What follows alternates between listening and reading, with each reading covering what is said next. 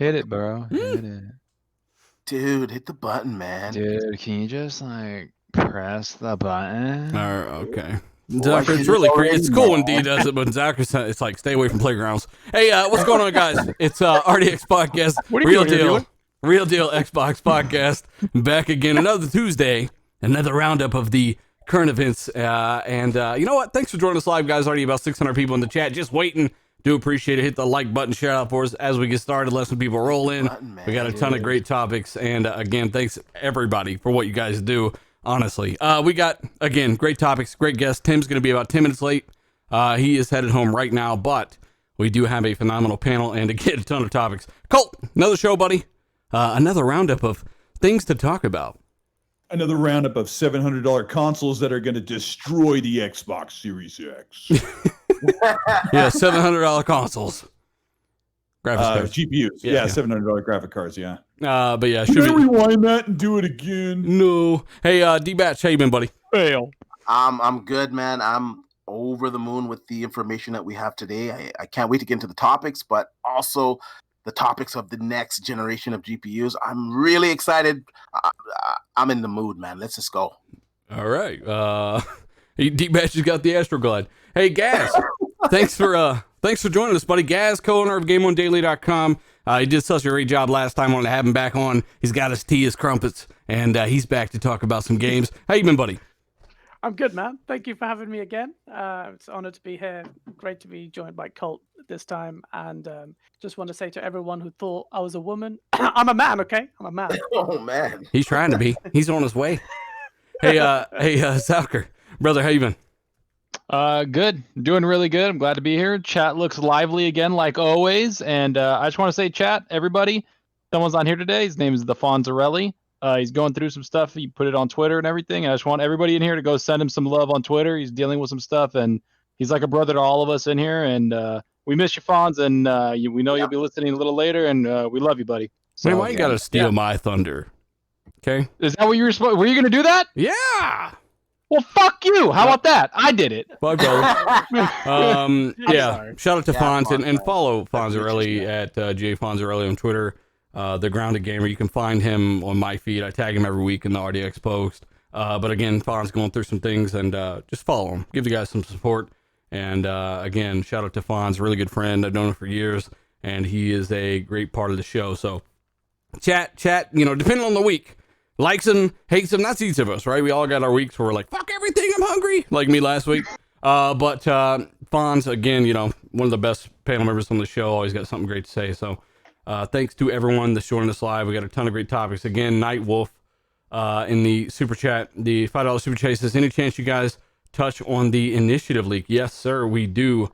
We are going to talk about that. We've also got RDX Devin Nunez. He's $6.99 super chat. He says, "Stop Review Tech USA cross Mr. Review Tech can do whatever he wants, man. But we will give our own takes, and usually we're pretty accurate." And then SM $5 super chat says, "Yo, Gaz, shout out to you, buddy."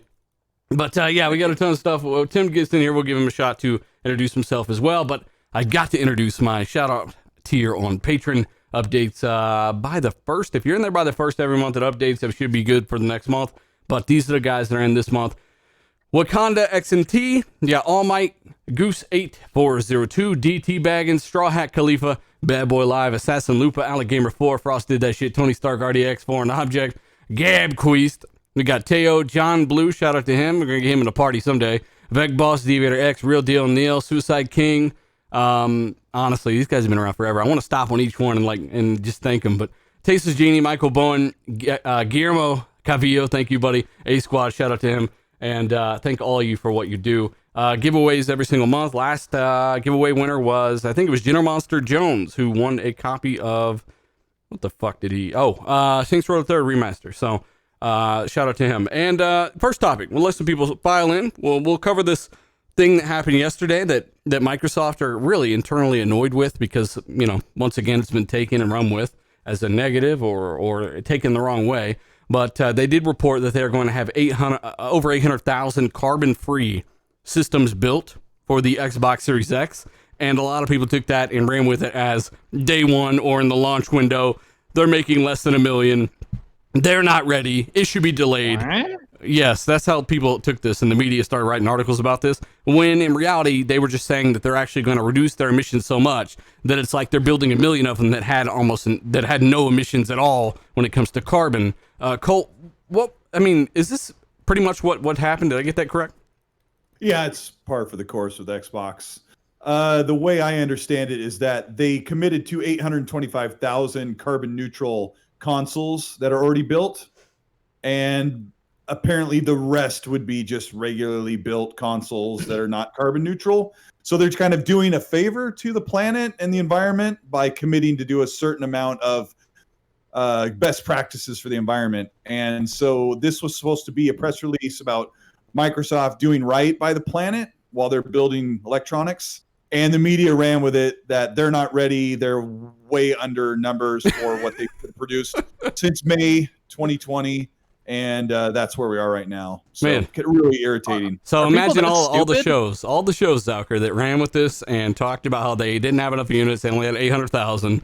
When in reality, they just didn't even understand the situation. How do you feel about that, Zucker? I didn't even know. I heard about the carbon thing. I was like, that's pretty cool. I didn't know people were like spinning it as a negative. I didn't see that, but wow, like if you're doing that, like this reminds me of like the dumbasses that were talking about like the crunch and how Microsoft said we don't crunch, we let our developers do what they want. And they're like, well, look what Naughty Dog did with their crunch. Maybe you should do it. And, like you don't care about other humans. Like you don't care about anything. Like, are you that like? This is just worse than that. These guys weren't even reading the same. Yeah. These guys weren't even in the same coloring book. No, they're just oh my god, like this should be good news. Like Microsoft doing something that, to be honest, they don't have to do, but they decided, hey, maybe we should do a little something different, probably help planet or whatever they want to do. You know, yeah, sure, they probably thought of it as like, let's get some good PR. Every company thinks like that, but at the end of the day, if it's like, oh, cancel, do this or delay, it's like, grow the fuck up. It's like, what are we doing? Like, Does that Jesus surprise Christ. you? Dark Does that surprise you CMF anymore? says, give us the sultry sounds there, guys. Bell of the ball. What are your thoughts there? Mate, does it surprise you that the Xbox is under the radar constantly? People are, we're in this echo chamber, and a lot of people are waiting for that misstep. So even something positive gets turned into a negative, and we've seen that, man. So I'm not surprised at it at all. That vocal minority that they stitch their mouths to the back end of the fanboy in front of them and make that noise even louder. It just yeah. So if Microsoft said we eat broccoli and there were articles come out, they force everyone to eat broccoli and nothing else. Like exactly. Could it be that stupid? I think it could. Me at all. Yeah. I don't know really. It was a very basic message. Like, look, we're trying to do better, make things more efficient. And when we can make things more efficient, that usually lowers our costs, etc. It reduces corporate taxes, etc. So I don't really see a problem with that kind of stuff. But of course, there were people saying they didn't have enough and they weren't ready and it should be delayed and all this crap. So I don't know, chat. Let us know what you think about that, by the way, because it's a thing. It's the importance of context. And we're going to be talking about 3080 and Ampere series GPUs versus the next gen consoles. We've got a ton of information regarding the first party, stuff like that to go in the show. A ton of topics. So thanks to everyone joining us. Already 1,200 plus live. And hit that like button if you haven't. We do appreciate it. Share it out for us. Share it on the forum. We do appreciate it. And again, I don't know. I feel like that's a very basic thing. Like people just misinterpreted it. Nano Polymath, by the way, $20 super chat. Shout out to you, buddy. He says huge shout out to all the panel and all the chat. Thank you for all that you do and giving me a voice, love, and support. He's talking about on Twitter especially. Without the friendship from RDX, I wouldn't be anyone in this community. That's fucked up, man. Everyone's someone, man. But it's no problem. It's no problem. This community, we built a great community, man. We do appreciate it. You're a pretty awesome part of it. And then we've got Chaos Mike, $10 super chases. When do you think Spencer will reveal the Series S? Hit the like button, everyone. Yes. I don't know. Colt, when do you think Spencer will finally reveal the Series X? It's been a while, huh? There's been another leak recently, right? A couple of people asked me that today, and I'm kind of telling them end of September. That way, then I'm going to be really close to tell them, actually, I'm in October. At this point... September 32nd. Yeah, at this point, I feel like Xbox is not... it's almost like they're not going to announce anything, and they're waiting for PlayStation, and PlayStation is going to put out something probably 2 weeks into the month, And then Xbox won't come to respond to that for 2 weeks after that. That's already planned. It's just getting really annoying. Annoying would probably be the best word to describe what this whole situation is like. Yeah, because I've never seen them more fluid when it comes to changing their plans. We've heard so many things that we haven't talked about, and it's like, holy crap. And we know that those things were probably on the table and they move around. By the way, KY Bob says maybe those 800,000 systems would be day one or something like that. Maybe they'll do it like a special edition. Brad Wardell, shout out to you. Ward fight, sorry. Do appreciate it, new channel member. But yeah, I mean, it could be a point. We've just seen things moving around all over the place. D-Batch, were you surprised to see people taking this thing out of context at all? No, because Xbox is dead. They only have so many consoles that they can make. The brand is dying, and it made sense. Like, I don't know, people are just idiots. I don't understand this. Like, both of these consoles, I believe this fall, they're not going to make as many as they can sell. I think both are going to do quite well. I think there's hype on both sides, and I think it's just a bunch of fanboys that just read the first part of the paragraph and that's it, and they skip the rest and they just run with it. They're like the same guys that come and watch just see the video title and that's it, and they just comment and then they leave. They don't have any type of context. It's ridiculous. By the way, that's the Xbox One X console. Just to clarify, guys, that was a pilot program that was conducted with the Xbox One X, not the Xbox Series X. I've got the link that I can share. Yeah, that's the thing. Like, there's so much confusion around this stuff. So but it wasn't even the Series X. So no, it wasn't. So we're making the same damn mistake in a way, but the wrong console. I mean, I would say that's still pretty fucking dumb. Yeah. But I would also say that the ones who took this and ran with it in a way that wasn't even close to intended, that's far more stupid, okay? So I hand myself a little tiny L, and then we'll hand them a capital L. How about that? Well, can we just, like people saying, like, oh, is it ready? Should it be freaking, like, delayed or anything? Like, did any of these articles like that come out when Sony put out on their site to sign up to pre-order it? Yeah. Like, is that not like a sign that, like, hey, we might not have enough? And then the only way you might get selected is if you have 75 million platinums. Like, what? Like, do we not look at those and be like, hey, maybe they're not going to have that many PS5s ready, and they want to give it to the people that are their, the so-called whales on an ecosystem where you buy every game on there. You know? Because here's like 3 more articles saying that it's the Xbox Series X. I don't know. I've got it. I've got the link. I'll share. I can't share it on your chat. You should be able to leave a comment, and I should be able to mod you. Can you be more prepared? Can you leave a comment, my G, and I'll mod you? Okay. Yeah. Because the chat's getting so big now too. It don't hurt to have a little help for Lethal. Lethal's the boss mod, but hey, a little bit of backup never hurts. Hey, shout out to the chat gang, man. You guys are crazy. I try to follow it, it's just like it just goes right down, man. Yep. But again, so that's the Xbox One X. And so most articles that even talked about this had just had it completely wrong. And then the context of half of those were way wrong. And that's the thing about an article. Anybody can write an article. I can start a website. When I worked with Squarespace, when I did multiple deals with them, they gave me basically my own site. I could make my own site if I wanted. Anybody can start a website and make articles. You just got to make sure this shit's good and well done. Like GameOnDaily.com. Failed pyromancer. Yeah. Yes, they're called people that like invest a lot in an ecosystem or a game. They're called whales. Like developers call them. Like if you're in a mobile game and somebody spends like hundreds of dollars a month on it and keeps spending hundreds of dollars a month on one game or whatever ecosystem, yeah, they're called like the whales that keep that game or that developer afloat. Like that's what they're called by terms, I guess. But yeah, it's weird, but whatever.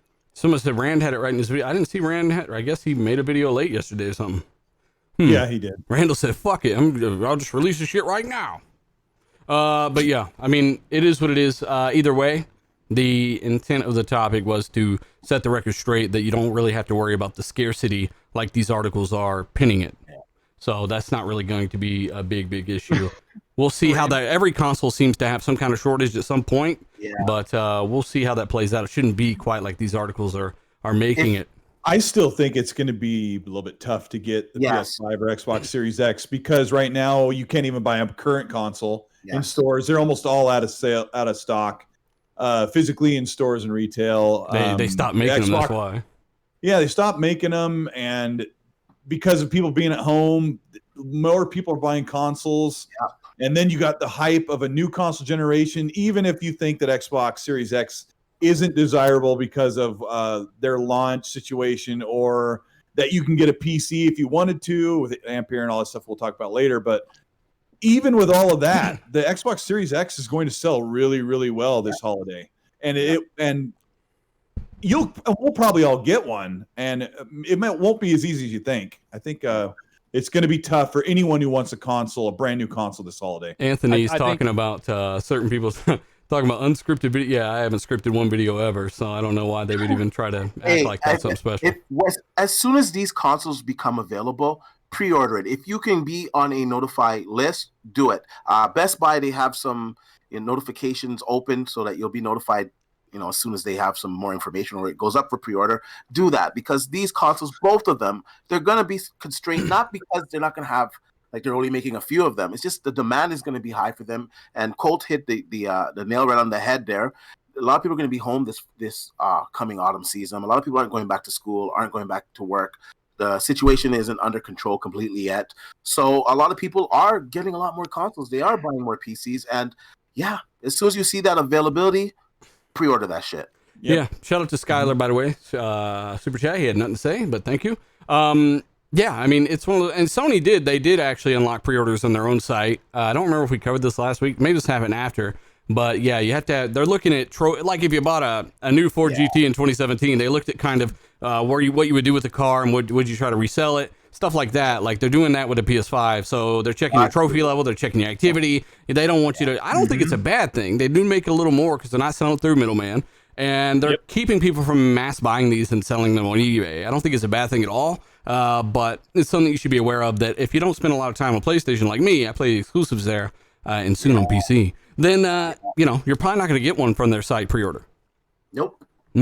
And if you're in Canada, you ain't going to get one either. I was looking at the small print. It says, yeah, this is only available to those that live in the USA. If you're from Canada and you sign up, you will not be notified. It's like, damn. Well, live in a better country, D. I do live in a better country. No, I'm joking. So does that mean, hang on, that's something to consider, because with a PS4, they dropped it in the States like a month before Japan, I think, and everything. Like, do you think that this thing is going to come to Canada this November? Or do you think you're going to have to wait a week? Maybe that's why you can't pre-order right now. No, from like the digging around that I've been doing, it looks like it's going to be Canada and the USA. It's going to launch at the same time, and I think it's going to stagger the rest of the world. I think it's going to be relatively close to the launch, but the rest of the world's not going to get it the same day as North America. I think they're concentrating on that, and maybe the UK.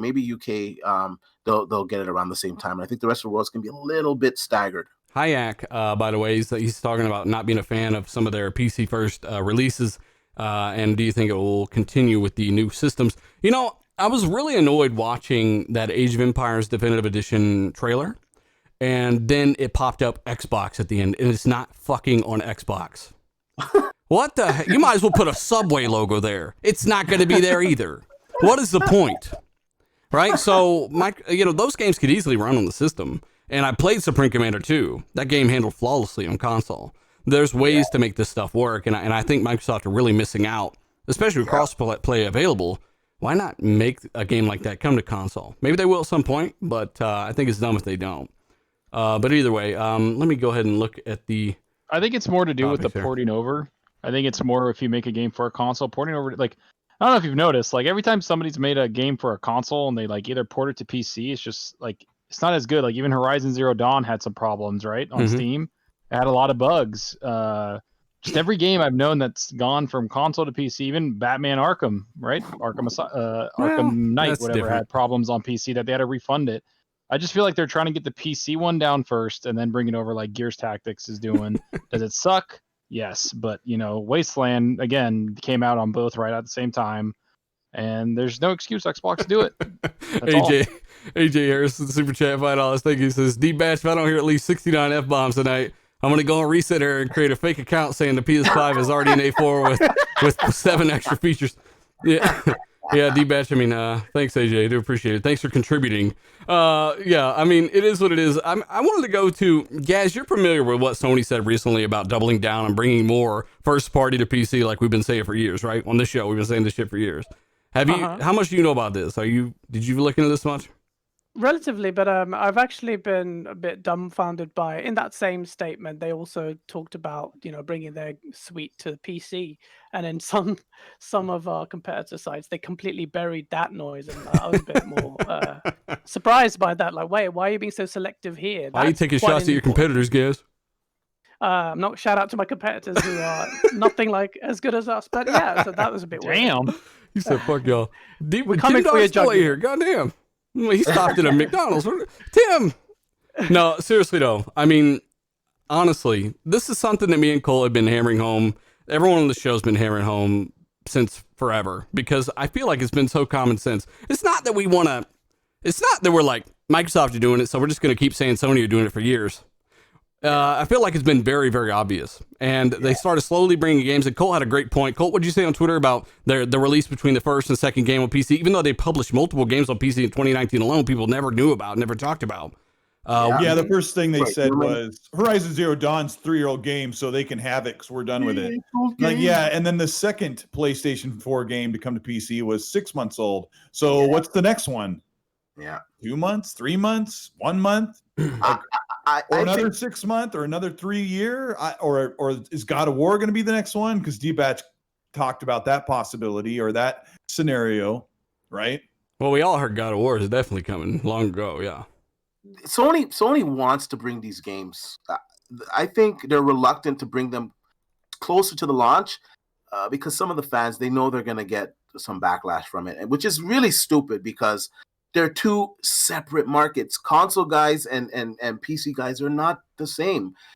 You got a few that mix, but for the most part, they're separate groups. So it doesn't affect them. These are millions and millions of potential customers that wouldn't have access to your game because they're not going to buy your console. So it makes sense for them to do it from a financial standpoint. I think we're going to see something anywhere from 3 to 6 months. We're going to see these games after they launch on the PlayStation come to the PC. It doesn't make sense for them to continue bringing old games. I think the reason why we're seeing some of these older titles is because they were masterpieces. Some of them were really good. And, they said, what, let's bring it over here. Let's start to warm people up to these games coming up. We'll use some of the older titles. So, start to warm them up. And but D, how long ago did we talk about this shit in videos? We've been talking about it forever. Forever we've been talking about it, and we were always shot down and we're crazy, and Xbox don't have no games. And I think some of the fanboys, I don't even know if they really care. I think they just want to be able to say that Xbox has no exclusives or some shit like that. We got super lucky too. It's just stupid. It makes sense from a financial standpoint. And if you're a fan of the company, this is good for them because they're going to sell more games. They're going to make more money. They're going to be able to produce more titles, more sequels. You're going to have a larger player base for multiplayer games. It just makes sense, and it's a good thing. And I don't know, sometimes gamers are just stupid. I said this in my last video, like, look, the games make the money. Sometimes they even lose money on the hardware. And they see Microsoft's revenue. Shout out to all the Xbox guys that actually watch my stuff, no matter what it's about, because I'm always giving the perspective of one of you, right? And I'm trying to level out what these other crazy people that think a SSD is a graphics card are saying. So again, shout out to Simi, or I don't know if I'm pronouncing that right, brother. SAEMI 74. Thank you so much. I don't know what ISK 750 is, but thank you. Viper XT. Pretty funny here. He says, did you hear the Series X is obsolete now that you can get a $500 3070. Apparently, you can play all Xbox games on it straight out of the box. Yes, we're going to talk about that thing and others later on. Tim Dog, Sony reconfirming for the 57th time, this time not in job listings or other articles that some people can't read, but, they're saying again, we're going to bring more games to PC. We're really expanding that idea, and we're going to go hard there. I think it makes sense. Can you hear me? Yeah. Yeah. I think it makes sense from their business standpoint. It's what we've been saying. We've been, been talking about this for a long time. I just think the only question is what type of model they're going to do. If it's going to be, day and date. I don't know if it's going to be that, but it's going to be 6 months out or 12 months out. But the fact of the matter is that PC is going to get these games. They see what Xbox is doing, especially lately. Xbox has had about 5 games that have been hitting number 1 on Steam Marketplace. So, listen, the bottom line is that there's money to be made, and these ideas of these fanboys saying dedicated console and all these, made up things were just made up. They're scared, right? Yeah, well, it was just made up by them. They were looking to have an advantage over Xbox, especially a talking point, but business comes to roost at the end of the day, and it doesn't make it. Listen, it doesn't make it makes all the sense in the world to put their games on PC. Maybe not day and date, but you know, at least 6 months or a year out. And I definitely think that I think they're going to follow what Microsoft's doing in the end. People don't want to hear that, but like from what I've been told is 100%. it's a matter of Xbox gaining a lead now because Sony's going to do everything that they're doing. It's going to be time to catch up, and it's a matter of how big of the lead that they can push right now. Yeah. But Sony have said they're going to step up their games production on the first party thing as well. Isn't that another call for Xbox to step it up as well in the games department?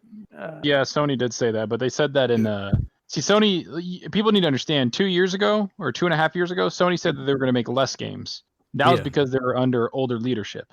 Now the new leadership understands that content is king. And so they're like they're even willing to buy more studios. They're willing to get their stuff everywhere and make their first party games go where they need to go. They've talked about hiring more developers into the first party games. Dude, was that 2 years ago? Was that already 2 years ago? That was when Sean Layden was still there. I made a video about that, how I liked what they were saying, that we're not going to focus on the indie game stuff. We're going to make these bigger, higher budget titles and push stuff that way. They're not. That's crazy. You remember Sean Layden said that like the AAA game thing, whatever it's happening now, is just not feasible anymore. And so you could tell that was kind of like his right because we can't see their bottom dollar. Yeah, it's fucking feasible. Yeah. You just want more money. Yeah, exactly. And so I think that this is more of a. I think the first year to year and a half, like I could be completely wrong. Who knows? I don't think the games are going to come day and date on PC. I think they're going to bring out these games on PlayStation and then have other developers like studios that they hire to basically look at them and be like, all right, you port it. Because that's like, they're going to take advantage of the software support that's studios, on the PlayStation 5. Yeah, and support other studios, build relationships with those studios. That's something that Sony does very well. And we can't deny it. They build really good relationships with third-party studios. Insomniac Games was a third-party studio and ended up being one of their best first-party studios now. A lot of the, Blue Point, another one. Like they're just all over the place, and Sony's doing it like kind of weird in a way. But again, you're hearing that little beeper from a forklift because they hit the reverse on that, huh? That's crazy because I mean. Honestly, we've been talking about how Xbox, we get it. They got smaller studios, they got bigger ones, but we always push for the things that are lacking, which is the big AAA coughs in the background. No, I'm just kidding. The big AAA blockbusters, right? And Gears was the last one, Gears 5, and before that it was Gears 4. We're not talking about racing games, obviously, but we wanted them to really push that harder, and it looks like Sony are really kind of adopting a similar model. I'm not necessarily a fan of that. I'm not a fan of my Xbox really doing that either. I kind of miss those big haymaker days where everyone was swinging to knock someone out. No, they didn't say they were going to make smaller games. They just said they were going to more, right? They said they were going to make more, which means they're looking to invest into more studios, even acquire new studios. And they said, and Sony has said that their number one strength, is their first party output. I think they'll get a bunch of smaller studios as well, like kind of like Microsoft doing. Like they've got Double Fine, they've got some of these smaller guys, and I'm sure they'll build them up, but. I think they'll get some smaller studios and pump out some more content for PlayStation Now because, again, they are pushing that hard now. It's kind of crazy how ahead of the curve Microsoft were with some of this stuff. But, again, I also like some of the stuff Sony were doing. So maybe some of that's changed. If it's ahead of the curve, now I get that. But, like, there's one thing that Xbox has said and Phil has said, yeah, we might have done this now, but now it's about execution. So even if you're ahead of the curve, you need to have the execution to do what you said you were going to do. So that's what Microsoft's in the process of doing now, is they need to execute this damn plan. They took a misstep with Halo Infinite. We'll see where they go with that. And like Jez Gordon said it best, Ratchet and Clank look like a better next gen shooter than Halo did. Oh shit. And that's just the fact of the matter. I mean, I don't know. The shooting didn't look as good, but yeah, I mean, the shooting, it was like polished. next gen, it looked insane. Like Ratchet and his and Clank name is Jez Gordon Zucker. The famous Jez Gordon. But hey, let me give a shout out to Black It's 30 Ronan. FPS have an ass. No, I Go got ahead. a 60 FPS mode confirmed. We're gonna talk about that in a minute. No, I said Jez Gordon's a 30 FPS Filmic, have yeah. an ass. Yeah, Yeah, Filmic. Filmic. He's kidding. Black Ronan, he says, do you think the Series X will rethink its price to the 30, 70, 38? No, we'll talk about that. They don't need to. You still can't even get close to building a box for $500 that can rival that thing on PC side. Dark CMF, he says, we've been seeing a lot of people on Twitter talking trash about Xbox, yet the Xbox guys seem to have some higher trophy counts posted. Yeah, I mean, that's pretty crazy. That's they play Twitter mostly. And then we've got Smooth Vontae. Shout out to you, buddy. He says, Dealer, don't show into nobody this week. Oh, shit. Okay. One of those words is space. He says, be nice, Cold Eastwood. Okay, yeah. Thank you so much, man. Last week we had to bury somebody, and I didn't mean to go that hard. But again, let's go ahead and I want D-Bash's opinion on some of these, because again, Sony doubling down. If you're just joining, we got 2,300 plus, 2,400 people already watching. Guys, hit that like button if you haven't shared us out. We do appreciate it. We've got so many great topics to go, but we are currently talking about Sony's first party, as we've been talking about for years, as we've been called crazy for talking about for years, heading to PC just like Microsoft, and you'll soon see them copying that xCloud model. That's why they signed that memorandum a year or two ago. So D, what are your thoughts regarding their games finally coming to your favorite platform in the universe? Well, it was inevitable. It was inevitable, and I think that you're right. I think they're going to use Azure similar to how Microsoft is using it for Game Pass. And I was really thinking about it the other day because we got some. Well, I think we're going to talk about it later on, so I don't want to get too much into it. But we got some confirmation that certain things might not be available on the PlayStation 5, and these things would be capable with the Azure server. So I think they're getting used to the PC the PC market, and I think the small stake that they bought in Epic Games, I think that's going to come into play as well. I think you're going to see some of their games in that store, and it was inevitable. It is what it is. People just need to accept it. I'm happy that their games are coming to the PC. I'm still going to own a PlayStation 5. I don't think it takes away from that experience, but if you want the best place to play these games, you'll have an opportunity on PC, and I think it's a win-win for the Sony fans because doesn't look like the games are coming day and date. So 3-6 months later, you got the game there. Everybody's happy. Sony makes money. I don't know. Smooth Monte says I meant to say chew. Sorry, I'm at work. Shout out to you, buddy. Thanks for listening at work. Anybody? We got a lot of people on the road or in different countries and messengers. If we're helping you day go by, that's awesome. We do appreciate it, guys. Thanks for listening. Xbox Series X gamer, thanks for coming. Channel member, Gaz. What were you about to say with your silky British voice? I think D actually hit a nail on the head there. I think that isn't talked about as much. Sony's position here regarding PC support is actually a little bit more positive for the value proposition of its console, because it's not committed to a day one release on PC, whereas Microsoft are almost obliged to release their games on PC, otherwise they'll get a backlash.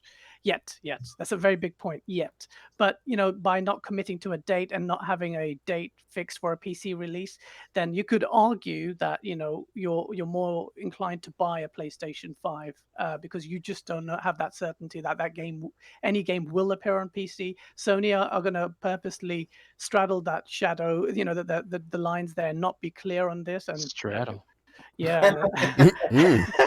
And they haven't been clear on a lot of things. I'm waiting for their hot chips type. That's the thing, though. Why do you think people hold on to the fact that you can only get it on this one box? Hey, look at me. I'm in a little jail cell. I'm locked into this thing. I have no options whatsoever. I'm fucked. I'm stuck on this box. If I only got one TV, I don't have an option anywhere else. I can't use my PC. Why is that a good thing? I mean, I still play on the Xbox 100% of the time, but I have a PC with what will be a 3080 in it soon. I've got a PS4 Pro. I've got, I can do everything, but if I prefer the console, I can still play it there, but have all the extra freedom everywhere else. And Microsoft still get to say, hey, we sold more copies as a result. How come people love being locked down to one box? What is it? What's that mentality? Is they just want something to kind of try to brag about? Why is that a great thing over flexibility? It's not. It's a hive mind mentality that's Oh, shit. perpetuated by the echo chamber of fanboys. Really, it's not really anything. You know, you should be celebrating the fact that you're opening. You know, this is. I mean, I don't want to focus too much on the contingent, but this vocal contingent seem to inhabit our space constantly. That they're the ones who were arguing against crossplay. Like literally, I was battling people on crossplay. Like, how can you argue against crossplay, man? You gave me a peptic ulcer fighting over crossplay. Something that You got one of those last time you were on here, man. I know. Last time I had that was ray tracing causing the problem on Craig's face. But this is a problem, you know, and that vocal minority dominates too much of that conversation. And I mean, really quick shout out to you guys because, you know, all of you almost in unison last week came out and said something that's not easy to say because you're primarily Xbox fans, saying, "Wait, you know what? Xbox show those games." Colt, you released a really good video yesterday. You know, constructively criticizing and saying, you know what, Xbox show the gameplay for the most powerful console on earth because it's a bit of a PR, you know, kerfuffle. Do that. But I don't see that on the other side, you know, that you need to be commended for that. Because you know what, as we are as Xbox fans, we want the best for Xbox, but we will not hesitate to call them out. And well done for all of you guys who did that. And I was proud of that. And you know, that's when, you know, we claim to be better than the, you know, the fan and boys that, you know, like satellites rotating around us. But then here we go. It's okay to have a preference and to really, you know, make it entertaining on a show, which I do sometimes. But at the end of the day, if you watch for years, we've always asked for them to get their shit together with games, the free to play paywall stuff we talked about well over a year ago, like all this stuff, you know, we've done. I can say that constructive criticism in one sentence here or a statement there in a video or in a tweet here or there, but like these people aren't satisfied unless I make an entire video about why Xbox hasn't shown gameplay on Series X. I did that yesterday, and they still had complaining and whining. Of course. Well, it's just all of us can give constructive criticism where it's due, and I give constructive criticism one sentence at a time about PlayStation, about things they're not doing right with back and pat, or the power isn't up to snuff, and maybe the console's going to be the same price as Series X, possibly. Yeah. Like, these are just simple things, but the people who draw on and gatekeep and just rail on and on about a platform they're not going to buy, they're not going to play on, about how they don't think the platform is offering up to snuff what they're getting on their PlayStation. If I just be one-sided that way, like it's pretty ridiculous to just, you say your piece and you move on, but you just ad nauseum, like, I'm just going to like beat the drum and beat the dead horse over and over and over. It's like, say it and move on. Which one of y'all gatekeeped? I just don't understand the whole aspect of it because like Sony's doing the right thing, right? They know they can't port PC games over right away right now. They can't do it yet. They're doing the right thing, taking their time. They don't have enough manpower, and they're building up to that. And they don't even have to explain how. Their fanboys and these idiots are just going to be like, what's the greatest thing ever? Because then the PlayStation 5 is so much more valuable. And it's like, dude, you're literally like, and then when it comes out on PC, they'll be like, well, it's safe PC gaming now. And like, they're just going to say some stupid shit that's just like, it's like, oh my god, man, grow the hell up! Like the goalpost will always shift. The PlayStation 5 could be a G string, and they'll still. All right. It's starting to rag fest. I'd hella rock that. Zapper's got armor on made of tampons right now. Hey, shout out to Super Gav, okay? 87. Whoa. Super Gav's making some gains in this picture. Shout out to you, becoming a new channel member. JM, thanks for the $10 Super J. Says, in your opinion, does Microsoft consider Xbox Windows 10 as their major gaming platform? Technically, Windows is by far the biggest gaming platform on the planet. That is not an opinion. It only makes sense if you are a company that only exists to make money at the end of the day, to extend, right? How do you get a bigger install base? Sell a bunch of consoles over the course of 10 years? You can do that. Or you can also, in addition, send everything to 500 million users on Windows 10, right? 500 million estimated gaming install base or whatever it is. So, good question, and again, it all is asked for a reason. And then we got Face 23. Shout out to you, buddy, says that dealer. What's your opinion? Where's your options to play Flight Simulator? You know, that's the thing. Yeah. I mean, have you not listened to us complain? And literally, I even joked about this in a video. Unless you're PC, then you get everything first. I just said this at the beginning of the show. Age of Empires, and they show the Xbox Game Studio logo or whatever. That's not cool to me. I don't think that you should I don't think that's how it should be. But I think that they are scaling some of that stuff, like Gears Tactics. We know it's coming to console. We know Flight Simulator is coming to console. I think that if they just didn't have the manpower to either launch them at the same time, option A, which is probably the most accurate, or B, fuck Xbox. You know, who knows, right? Can I say something about Flight Simulator real quick? I'm a little upset that Halo Infinite is not going to be there at launch. There's a big hole there, and Microsoft needs to do something. Either get a big title inside of Game Pass. I don't know, Cyberpunk, something fucking huge, and give Game Pass free for a month or a couple of months or something like that, or get Flight Simulator in there. Flight Simulator is the perfect game, in my opinion, to launch with the Series X, just for what it does on PC. It fucking cripples your PC. So if the Xbox Series X can run that at a high fidelity and a good frame rate, it's going to sell the power of the Series X, and it would give people a reason to get that console. Now, the third-party games, the multiplats, we know they're all going to look and play better, but you just want that, that crowning piece. And Microsoft really needs to address that. Get Flight Simulator in there, or sign some big deal for Game Pass. Sorry. Yeah. I mean, you're right. And I want to give a shout out to Super Gav in a second, but I do want to say that you're absolutely right. I want to talk about Xbox marketing at some point in the show. As positive as we try to be, just because we keep it real and talk about what they can do better, because we want them to have more W's. We want the brand that we prefer, because the ecosystem, our friends, our games are there, and the performance is there on the console side. If you're a console guy, we want that to come further along and do better as a whole. So we'll say, hey, why don't you try marketing? Or, hey, why don't you talk about what you're going to have on day one of Series X? I don't get it, because we still have not any trailers of even a montage of how their first party games will leverage the system at all. There's no trailers from Xbox that have all their games together, what you can expect. I mean, they finally might have showed the medium footage running on the thing, but that wasn't even Xbox. We're talking about Xbox's marketing, right? So I'm not talking about the fucking Team Blue Turtles YouTube channel, how they're bringing a game to the fucking Xbox. That's not what I'm talking about. We're talking about Xbox's marketing. That's what I'm talking about. Super Gab 87, shout out to you, buddy. He says, hey, love the show. Keep up the good work. He says, also, do you think that we will get any more Hellblade 2 news? And no, I'm not talking about a damn film in the Iceland mountains. Honestly, Hellblade's a ways off, man. There's a reason it's at Xbox Series X only. Same for Forza, same for Halo, same for Avowed. Those games are not even 1 to 2 years out, probably, because, right, they're not supporting the original console for a reason. Those games are years away. Hellblade especially, because they have to do mocap, and mocap was absolutely stopped and still is stopped, not going on at all for gaming because of the pandemic.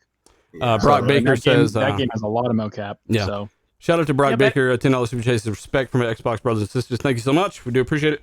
Go ahead, guys. Yeah, no, isn't it a bit crazy that we're landed in this situation where Xbox has been beating its chest over how much power it has, power, to the point where power is part of its slogan, isn't it? Power your dreams. And they raise the curtain and it's a cheese grater. What the fuck? Where's the power? Exactly. And then so it's like, okay, fine. And we've been hammering on about power, and then it's like, okay, show me the power, and then just tumbleweed, and it's just a massive ray trace tumbleweeds. Yeah, ray trace. Wait, the ray tracing's not there yet. I do running think, on PC. Tim Dog, go ahead.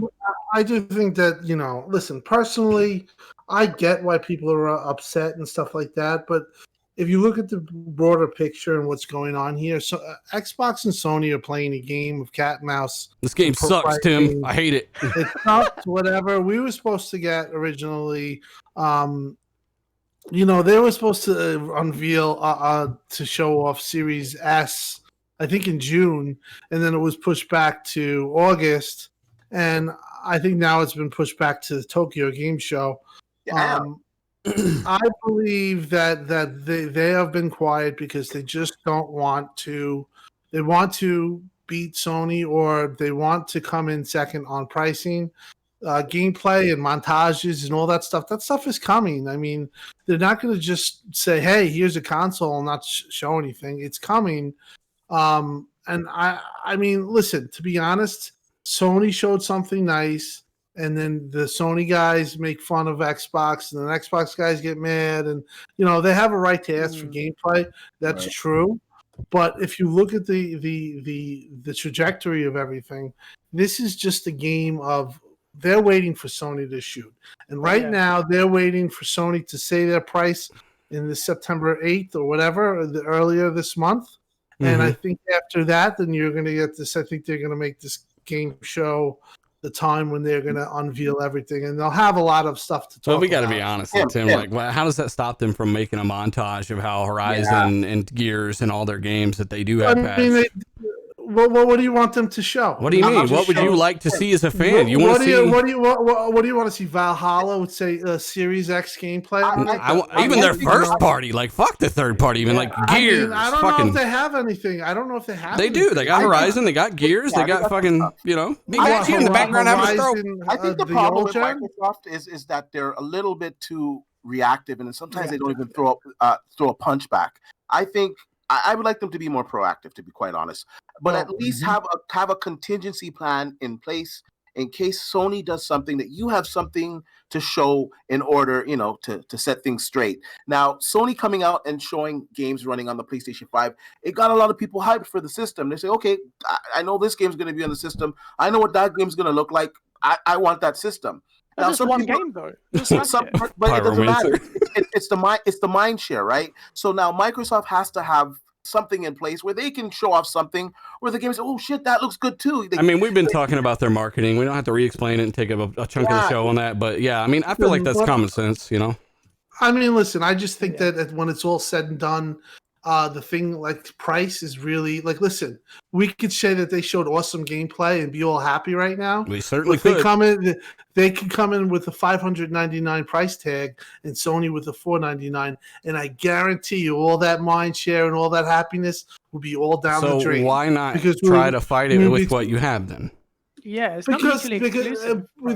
But the bottom line is they're gonna talk. It's just when they talk, and I think that I'm not defending them, but I can see where their gameplay is. I mean, we're not attacking them. We're just saying, like, if people take this as an attack, like, you need to crawl out of your console. It's not an attack, but let's be honest. It only came about when Sony showed this. You're right. That's true. But Tim, and I mean, it was that day. And I mean, like we wanted like gameplay that day. It's 2 months away, though, Tim. The results of Sony showing this stuff is that they're getting mind share. They're getting like free publicity. Like I saw Walmart tweet out yesterday, "Don't worry, guys, we're gonna have the PlayStation 5 for sale." Like, fucking free publicity. Like, listen, at this point, the PlayStation is just more popular, and Domino's and Walmart.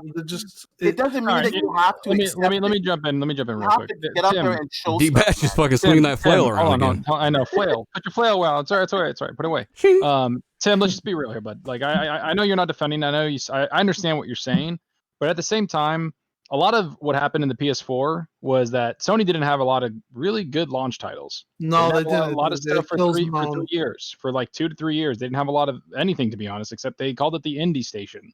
And now this time with the PS5, they got better launch titles than, not crazy good, but for the next year, like the Horizon Zero Dawn 2, whatever, that looks impressive as shit. There's rumors of them buying third-party games. Come on, Zucker, like know the crazy. name of the game. Like, Golden Gate Bridge, Broken West, whatever. That game looks impressive, and Xbox just hasn't shown anything running on the console that's literally a month or 2 months away, and that's something that's bad. 2 months away, and well, I mean, listen, if you saw Flight Simulator and it said Xbox gameplay, would you be happy and it looked like amazing? Listen, the thing is like Flight Simulator, it's not like, I think it's impressive technically. I think it's freaking cool. I love watching like high quality videos on YouTube of it, like in 4K. It's not something that I'm rushing home to play. It's not something I'm going crazy to play. I just think, not to interrupt, but I just don't think. Listen, if they had that game, the bottom line here is what left them with a gaping hole is just that Halo didn't show the way they needed it to show. So being that they have no Halo, they're kind of shit out of luck. They're not going to have they don't have any surprises, right? They're not. There's no such thing as surprises. The best thing that they could hope for is Flight Simulator within the launch window. It's not going to come out during day one, because if it was, they would be announcing it. Yeah. So Flight Simulator in the launch window. And, basically, hopefully that they get like some really good, Digital Foundry face-offs where they really show. They need to be called out, because that's fucking horseshit. I'm not making excuses for that, because if you put all your eggs in one basket, which is Halo, which I was really looking forward to play, it's my most. And we knew that they knew Halo could be delayed for quite a while now. But then that's fucking horseshit.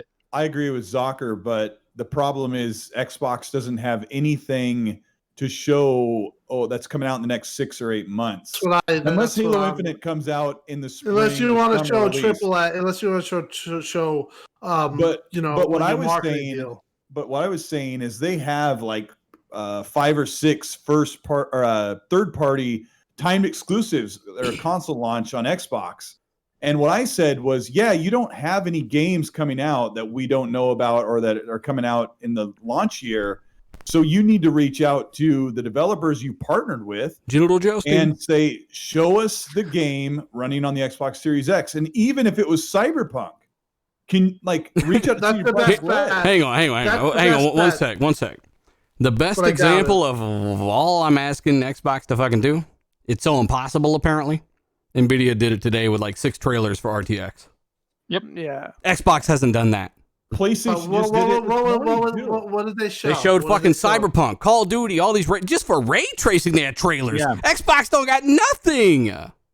They're not doing anything. And I think you say that now, but Xbox is having problems. Like they're trying to get the console ready. They're trying to finish Halo Infinite. I'm like, great. But what my point was in my video yesterday was you contract out these studios you partnered with marketing, and you say, hey, we'll pay you, get your PR team, get 2 to 8 people to build a gameplay montage or a 5-minute walkthrough saying, thanks to the power in the Xbox Series X, we're able to render the world like this. We're able to get performance like this. But for the first audio time takes ever, 6 teraflops, so never mind about, I'm just kidding, right? It's a big deal. It's a big deal. Like for the first time, we're able to bring ray tracing to console. Thanks to the Xbox Series X. I'm sure it's harder than that in a way, but also it seems extremely simple. I just feel like they got to get some damn footage together and make some kind of hype trailer that shows something substantial. Hey, that could happen. That could happen like this and done. Issue sorted. Yeah, send me your cult to B-roll and we'll make some shit tomorrow. Hey, Lone Nuke X, shout out to you for becoming a channel member. Joshua, by the way, says, Dealer, your thoughts on the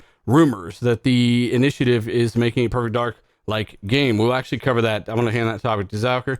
Assassin Lupa is doing much better now. His Series X had a teardown. Where's the PS1? Nobody's seen a real damn PlayStation. Nothing's made of fucking, I don't know, dust. I don't know. That was a rendered one we saw in the trailer. Pixels. Yeah, it's made out of pixels and polygons. Neon Shinobi says, I like Xbox. I really do. But come on, Xbox keeps, they keep touting they have all the power, and they haven't shown us anything. So to be honest with you, that's all we want is we need third-party games. Like, dude, show why Cyberpunk's going to run the best. And it's okay to ask for that. I don't feel like that's bashing. I don't feel like that's. Yeah, but I don't think they would do that. New consoles yet. Yeah. CD Projekt Red's not ready to talk about Series X and PS5 versions, so that's out of the cards. But today, the developers that are making Chorus, the space shooter game that's coming out on Xbox first, or only on Xbox, they put out a 1080p 30 frames per second trailer talking about the game. They didn't even mention the Series X or the Xbox One. They just talked about the development of the game. So they put that together with a bunch of gameplay montages. And that game is supposed to be 4K 60 with ray tracing on the Series X. They didn't even mention the console. That was just their own thing. Xbox had nothing to do with it, and they're partnered with them to be a timed exclusive. Xbox just stayed out of it when they could have stepped up and said, hey, we'll pay you for your time. We need some promotion. We've got nothing to go on. Shout out to Blood Moon Gaming for coming to channel, by the way. Welcome to the Bitch About Marketing podcast.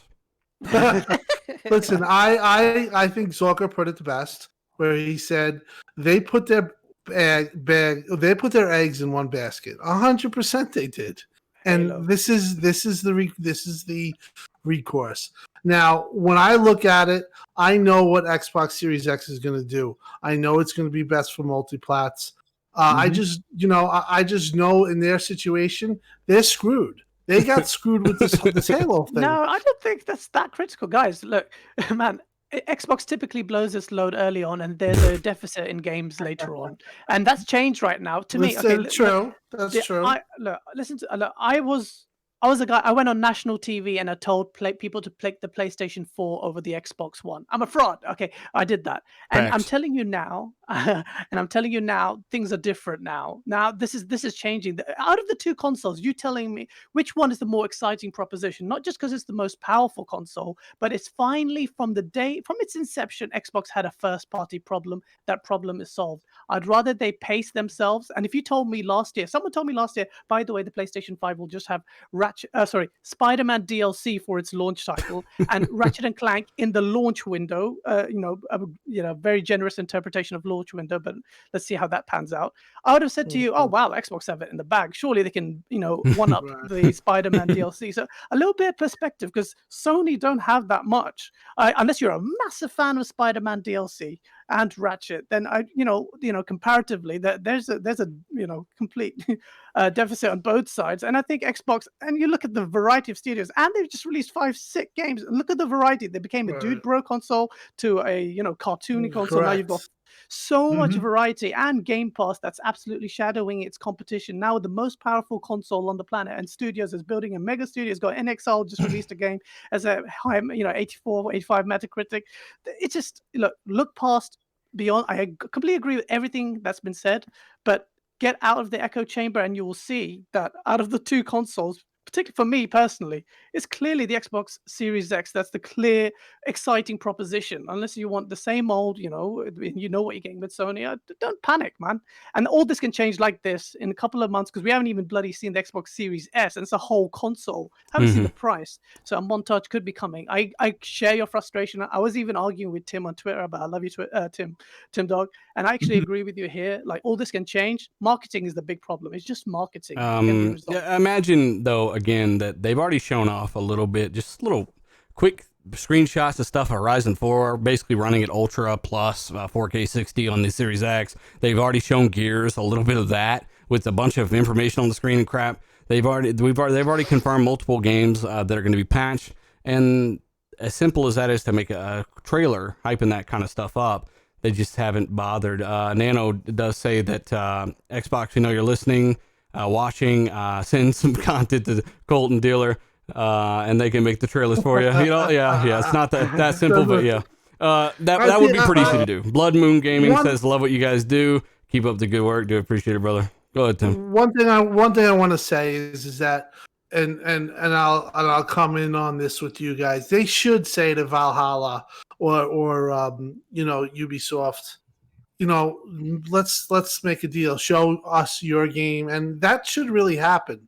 See, Cyberpunk, like Colt said, they're not ready for the next gen consoles yet. They're not going to show them off, so they're out. Yeah. So your other biggest marketing thing is with Ubisoft, and let's be honest, they haven't shown shit, and they've shown. I think they had leaked footage.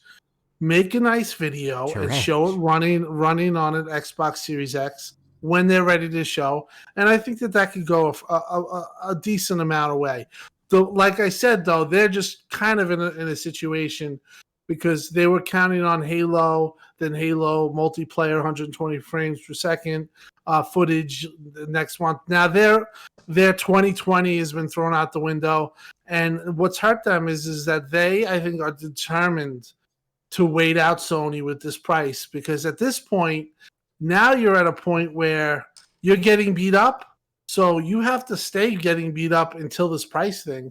And when who drops the shoe first, or when the foot drops first, that's when Xbox has to make its comes out at $600, fuck it. You might as well just hand yourself. Well, then forget it. We'll burn this place down. Yeah, because we know the Series X ain't coming in at $4.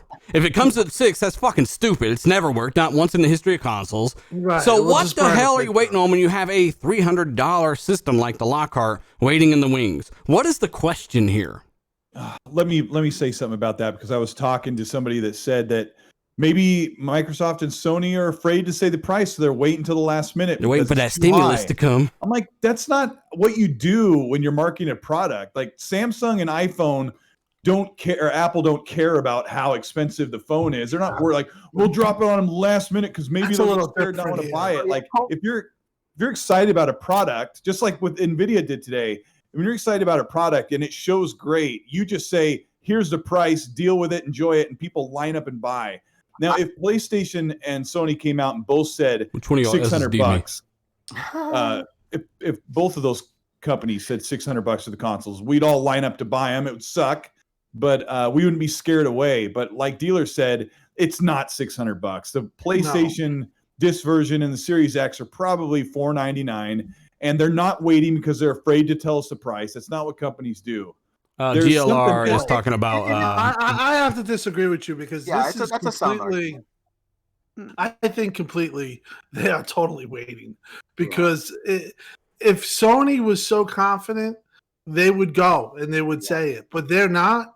And if Microsoft was definitely so confident, they would go. Yeah. Both have been looking at each other and waiting for the other one to say.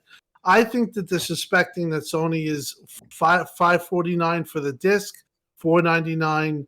This is what I think Microsoft is hoping. $499 for the digital, and then Xbox can come in at $499. So you're saying Sony is the one who's intimidated, and Xbox just waiting to make the right move? They're No, both intimidated. They're so. both. What this means is that both boxes, the price is malleable. Yeah, Yep. with the PlayStation though, we pretty much know that they went all out with the cooling solution. So we found out, some more details lately with the liquid metal, whatever. That's an extra cost. We also hear that the SSD, they went all in on the SSD. That cost them more. So we've been hearing that their build quality was pretty fucking high. So it could be a case where they really want to price it as high as possible, but they're waiting on the Series X. Yeah, and I think Microsoft. I think Microsoft should wait it out on the price. I'm not worried about the price thing. I think At this point, why not? I think the games they need to showcase, but the price thing, I think they need to hold out on that. Stay strong on that. Let Sony go, and as soon as Sony announces their price, do them dirty like they did you dirty with the. This is how we share the game, and announce your price tag like $50 lower than their disc model, or match the price of their. Here's what they're gonna do, D. And you go in the store, the guy's gonna lean over the counter and whisper the price into your ear, and then you pay for it, so no one knows. Like shit. It's $7 million. It's $7 million. That's what I didn't want to tell you, fucking idiots. How much is the PS5? I don't know, man. At the end of the day, how the fuck we get on price? I'm just we were talking about Sony doubling down, and really the problem isn't that they're not telling us the price. I expect it to be expensive, like a new console. I'm wondering about the marketing and why aren't they telling us what will be there? If they don't have that support from third parties yet, be transparent about it. Right now, it just looks lazy. So Sony doubling down on PC. That's what we were supposed to be talking about. And their games are coming to PC more and more. They confirmed that. Also, Ratchet & Clank got a 60 FPS mode confirmed for that game. I was telling y'all motherfuckers that this could happen, and there's no reason that it shouldn't. That developer who was saying the animations are so high that they just shouldn't do it. No, I didn't see anything in this game that would limit a Zen 2 8-core 16-thread CPU, and I knew that was bullshit then, as I said, and again, it shows out now. 60 FPS confirmed for Ratchet, just as we had always said it should be able to do. Same for every other game they made. Spider-Man, which we learned a month ago, but this is really good news because this means if the lead engineer for Insomniac or PlayStation, Fonz and I were the ones who were talking to him on Twitter, and he told us that they wanted to ramp up the animation quality and the visuals were more important to them than 60 FPS. So they had chosen to leave 60 FPS off the table. And the best part about this news, as they heard the voice of gamers asking for 60, and they made it happen. They put in that option to performance mode. Which his claims are bullshit. Again, there's nothing in that game that comes close to maxing out 16 threads and 2 CPU on the animation front. Nothing, not even close. I agree. So again, half the resolution is the GPU bottleneck at that point. And also shout out to 3,000 people watching live, guys. Appreciate it. Do what you do. Hit the like button. Share a buddy. Hit the retweet button. Share it to a buddy or two. We got good marketing here. Put it on. We got good marketing here, Xbox. Put it on reset era so they can take it down because they're offended. And also, again, shout out to the entire chat, all the channel members with colored names, all the patrons, all the fans of the show, everyone who pushes it. And, I got some stuff I'm kind of... 3,000 on a GMR, sorry, on your chat, actually, Super Chat said a very good point. Microsoft are actually opening Tokyo Game Show. Do you know how big that we're gonna cover that. They do have an event, and we're going to cover that and what that could entail, all that good stuff. And shout out to Gaz for reading. Appreciate it. Also, Joseph Staten, he did return to Halo Infinite. That's basically a narrative and cinematic story director guy for the original Halo games, right? And this tells me one of two things. that they need him for the future of Halo. Like, this story is living, apparently. It's like, it's not a good sign that it's not a complete, full narrative maybe at launch. Maybe it is, and they're adding substantially to it, but maybe he's going to be doing that stuff. Hopefully he replaces, the guys or the person running 343. I'll say that. I'd like that. Also, maybe Halo needs a lot more time than we think, which we've heard behind the scenes needs like over another year, really. So why? I guess motherfuckers spent all the time eating Hot Pockets there. I have no clue. No, I think Jason Statham joining is a sick thing, man. If you're a big Halo fan, you know Zeta Halo is a massive thing in the Halo lore. So him joining is a sick thing. This game is going to have so much scope for a 10-year game, and it's open world. So it doesn't necessarily mean that, that content that Jason Statham is working on is that launch stuff. It maybe we have no visibility on that, but it could be stuff beyond that. I wouldn't read too much into it, but they are massively hiring different studios and different people to come in and help with them. So AJ Harris says both Phil Spencer and Jim Ryan both staring at each other through binoculars on top of buildings. I can imagine that. Christ. They got sandbags around them and shit, taking shots.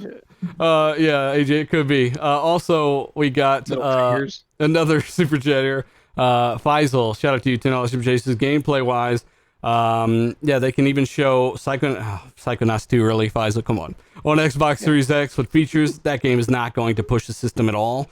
We want to see what 2080 superpower on a console, and some damn ray tracing would be nice, can do. But yeah, he says as for gamers, or as for games, the future of Xbox Series X gaming is more unknown. Yeah, I mean, it's one of those things where they do have games.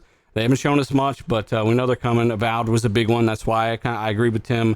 That event was a little better than people were giving it credit for, because it was like we didn't know what the hell they were building, and then we got multiple AAAs confirmed, and we even gotten some glimpses into that as well. Cherry, by the way, in the super chat says it's Sony's turn to release prices first. Yeah, Sony don't give a fuck. He says, just saying, I'm not. Yeah, he's not concerned about either console though. It's one of those things where they'll do what they do, man. Yeah, they'll do what they do. At the end of the day, I guess we'll have to wait until the day before it comes out to know the price. If you missed the Gamescom, by the way, they did show a little bit of Dragon Age. They showed Outriders, which basically looks like a Division 2, but worse. Little Nightmares 2 actually looked pretty decent. 12 minutes with Willem Dafoe. One of my favorite gifts. That game where I didn't expect it to look that good. In that trailer, it looked really good. It's a top-down one, but it looked realistic as hell. And it's got I don't know. I'm not going to waste a lot of time on that, but they did show that at Gamescom. They did show Godfall, which still didn't look good to me. Ratchet 2, they did show a lot of gameplay from Ratchet, or I think it was Ratchet 2, wasn't it? Yeah, Ratchet 2. Ratchet 2 looked amazing. I talked about in my last video. Age of Empires 3, we had an Xbox logo pop up after the trailer. Ain't coming to Xbox that we know of. Fucking that's an L. But they also gave Best PlayStation Game to Cyberpunk for some reason. Wow. And I put the award for best new hardware, best new tech out for 2020 in the Series X1. The PS5 wasn't even in the running, right? I put this up, and I even left it in the comments where I posted it. Like, let's see how many people this triggers real quick. So I put it up. Hey, it looks like they got one right. The Series X1. PS5 wasn't even in the running. So yeah, the Series X1, it is the better console, technically hardware-wise, but people were pretty mad about that, and it's kind of funny to see him fly out, and Zachary put it up too. Xbox. I said I was looking forward to PS5 Pro with RDNA9, and I put jokes, but man, that comment section was toxic. I was like, you guys at RDX are liars. Which one of y'all told liars. Him? Oh my god. Chat, I don't know if you saw that poll, but it's pretty funny. Cyberpunk winning best PlayStation game as well. It's kind of odd. They don't even have the marketing rights there. Right now, it's the best RTX 3080 game. Fuck. It's the other worst platform to play, or console to play on, with the base PS4 next to the base Xbox One. Yeah, so there's that. That's a good point there, Cultist. Also, outside of Gamescom, they did have something called Future Game Show with way too many fucking Metal Gear Solid jokes. They had one called Beats Per Minute, which I thought was kind of interesting. You fired weapons reloaded to the beat and the music of the game. I thought that was unique. Quantum Error. Some people were shitting on this, but after, months and months and months and months with nothing to fucking play, Quantum Error looking kind of good to me right now. So maybe that'd be a game that I don't buy on the PS5 because I'd rather have the achievements, but I will pick it up when it eventually comes to Xbox. It is coming to Xbox, right? Pretty sure it is. Yeah. It does look like Doom 3 a little bit, but better. Quantum Error is coming to Xbox? Pretty sure, yeah. I'm pretty sure it's a timed game. Oh, I could be wrong. Chat, let me know. If it's not, I guess I'll get it on PC. Fuck it. Is it not coming? Has it been confirmed not to come? No, it hasn't that I know of. Gollum, that's made. They did show some of that off. That's not made by fucking. Damn it! What was that team that made Shadow War? it's not Relic? made by, No, not Relic. Monolith. Monolith. Yeah, Monolith. I thought Monolith were making that, but they are not. It's a little team, I'm pretty sure. And Monolith, what the hell are they working on? Exactly. That's Batman game? Zocker, sneak into their studio. Can you tell us? Give us the lowdown. I'll walk in there and be like, man scum. Man swine. Man swine. That does not sound right. Hey, it's been a few months and Grounded already has a damn competitor in a game called Small Land. I don't know if you guys saw this. It's coming to consoles, coming to PC. I mean, you got mounts, you got all kinds of stuff. That it's like Grounded, but more in depth. Team. We got to ask Zocker about this Sea of the Thieveries game or whatever. Oh my god. What was it called? Is there really a game called Sea of Thievery? It's literally. Dude, Are you I kidding saw me? that and I was like, Private copy. I saw that and I was like, get your lawyers ready, Rare. Hey, hang on. Well, This is like when you go on Netflix and Pacific Rim just came out and there's a movie on Netflix called Pacific Rim Job. Like they're trying to really cash in on this name. Is this what's... Dude, it was. Hey, we're not corporate owned. We can say whatever the fuck we want. So, Honestly, I thought when I watched it, when I was looking at it, I was like, oh, what a troll. And I was like, this is a real fucking game. Everyone was freaking out about that, but Hi-Res Studios has an absolute Fortnite ripoff and an absolute Overwatch ripoff with Paladins. So they look identical, they play identical, they have the same art style. This is a different studio that's making the Sea of Thieves ripoff, and everyone's like, "Oh my gosh, they're gonna get sued." I'm like thinking, I don't think so.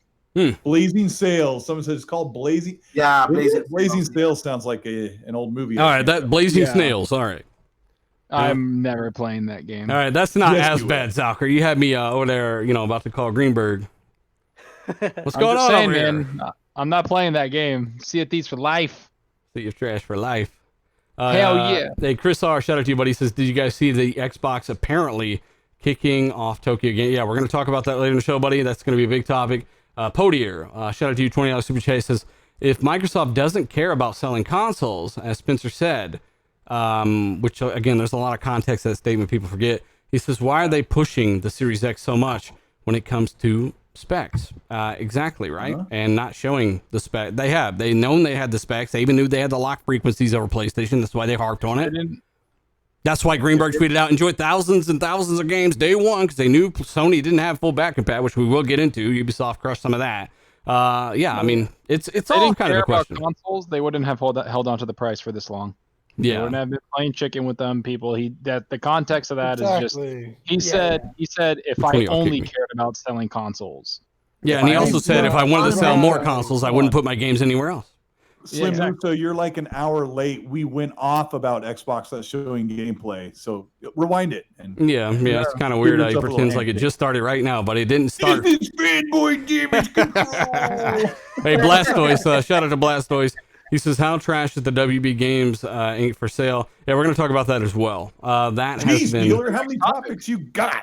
Hey, know, it ain't my fault. These motherfuckers talked about the price for 6 years. Failed Power Man, some new members. Shout out to you, buddy. Hey, Dealer, you were going through these lists here, and I saw the next game is Mafia. That gameplay, I was so impressed with it. I'd like to know your thoughts on it. Yeah, Mafia. I mean, that's like, even though it's from Hangar 18, the guys from Mafia 3, they're bringing along the gunplay and a lot of the updates. Hopefully, the damn game don't look like you're playing it through like sunglasses it looked weird, man. It was so dim. It was just a dim game. Mafia 3? Yeah, it was just. Yeah, I hope they really polish a lot of that out. But I mean, it's the next AAA aside from Avengers, right? And nothing else is really coming out. So I'm getting it. I'm definitely getting it. I got some friends that are definitely looking forward to it. Mafia. They did Lehman's Gate. Don't remember what the fuck that was. I wrote this days ago. Death the Ground. I think that's a dinosaur survival game. I didn't really feeling it. Watch Dogs. Still not feeling it, but again, they're very limited selections this year, so we'll get to it. AC Valhalla, they didn't really show shit, really, did they? We'll lower our standards. We're not handy. Yeah, I ain't had nothing to eat in a while. I eat this acorn. That's basically where I'm at with game. Call of the Sea, they did show a little bit of that. That was not Xbox marketing the game. That's not what we're talking about. Second Extinction, they showed a little bit of that. That actually looks really good. But again, that wasn't Xbox marketing the game or Series X. That's them doing it. Bright Memory, same thing. They showed a boss fight. That game's already playable on Steam right now. That one, at the very least, said visuals representative of Xbox Series X. Yeah. That was like the closest we got to them saying, "Hey, we have a console." Remember that thing you're gonna have to buy? James Keane, he says, "Blazing Sails, filmic walking simulator 2020. Shots fired." Again, I mean, it's Gamescom was what it was. Future Games show. A lot of smaller titles. That's kind of the reoccurring theme, guys. 2020 has almost made AAA games extinct. Doom Eternal was the last banger. And then, Sony dropped a couple games this year that were big. If Xbox had those, I'd be playing the fuck out of them. So again, you like what you like. You got credit where it's due. Sony didn't hold those for launch like they could have. They could have held both of those for launch of PS5.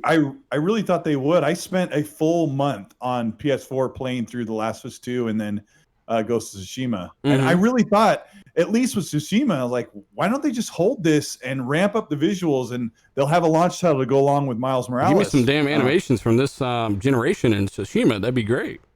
Yeah. Get rid of the goddamn mountains, please. I hate those damn mountains. Yeah. I hate them too, bro. I'll just use a grappling hook. Oh, there's no anchor point. All right, I'll just use a Batmobile. Hit right bumper. Yeah, I mean, it's one of those things where they're good games, right? Just because we make jokes, we do it all the time on a lot of games. So, yeah, that's one of those things where Gamescom, Future Games show, hopefully no more Metal Gear Solid jokes next year would be great. And they were what they were. Nothing substantial. No, that was David Hayter, the voice of I know, and that's what made it much worse for me. Tim, that's also part of why people were upset with the marketing Xbox, because they didn't have anything at Gamescom at all, like Sony kind of did, right? And that's something that really set it off. That's actually what really set it off. They wanted to see something at Gamescom, and for the first time since I can remember, Xbox did not bother to go to Gamescom and do anything. And I think they have their own events to blame for it. You got XO, they got what the fuck's next this month, right? Like, well, I think they were originally planned for it. Again, with this whole shit, they just have been all over the place. They even admitted that the 2020 marketing thing is blown up. So I just don't. I understand what you guys are saying. I just don't think it's that. I mean, I just don't think it's that critical yet. I think that they have to show something, but they have to show it to be good. It is September. I don't know how good it's going to be though. Like it's again, they can only show so much. They could show Valhalla maybe, but at the end of the day, they have changed and maybe changed their plan way too much because. We talked about price, but I think that's the core of it is that they're just playing a waiting game. That's the only thing that I can say is why they're moving this from June to August to now late September. To next year. To next year. Mm-hmm. No, the console's gonna launch, and I think we'll be happy campers. I just think that they definitely hit a snag here, and at this point they have to take their beating and for whatever they made these delays for, they have to get their goal. And if that's the price, then that's what they have to do. Yeah. Gaz, Warner Brothers apparently not selling according to Bloomberg because they determined that their studios are too valuable, right? The AT&T have determined that their studios are too valuable, which means nobody was willing to pay the price that they wanted. That's basically what that means. And if you recall, I talked about this like a month or two ago that we heard Microsoft were definitely trying to get these. Take it with a grain of salt. We don't know what's going to happen. And it turns out that Warner Brothers said, fuck y'all, we're going to go ahead and drop these games. I don't think it's that nobody wanted to pay the price. Warner Brothers' new, AT&T's new. Then why put it up to sale anyway then? Because the people before, the new management took over in July. Mm-hmm. So the new management basically said no, because they want things to go digital. Like they're stopping even like comic books from going like on paper. Like you're going to be selling comics like in bunches, like 6 issues. And if you want like single issues, blah, blah, blah, whatever, it's all about digital now. They're going to make comic books digital. They want stuff for content for HBO Max. That's digital. And gaming is digital.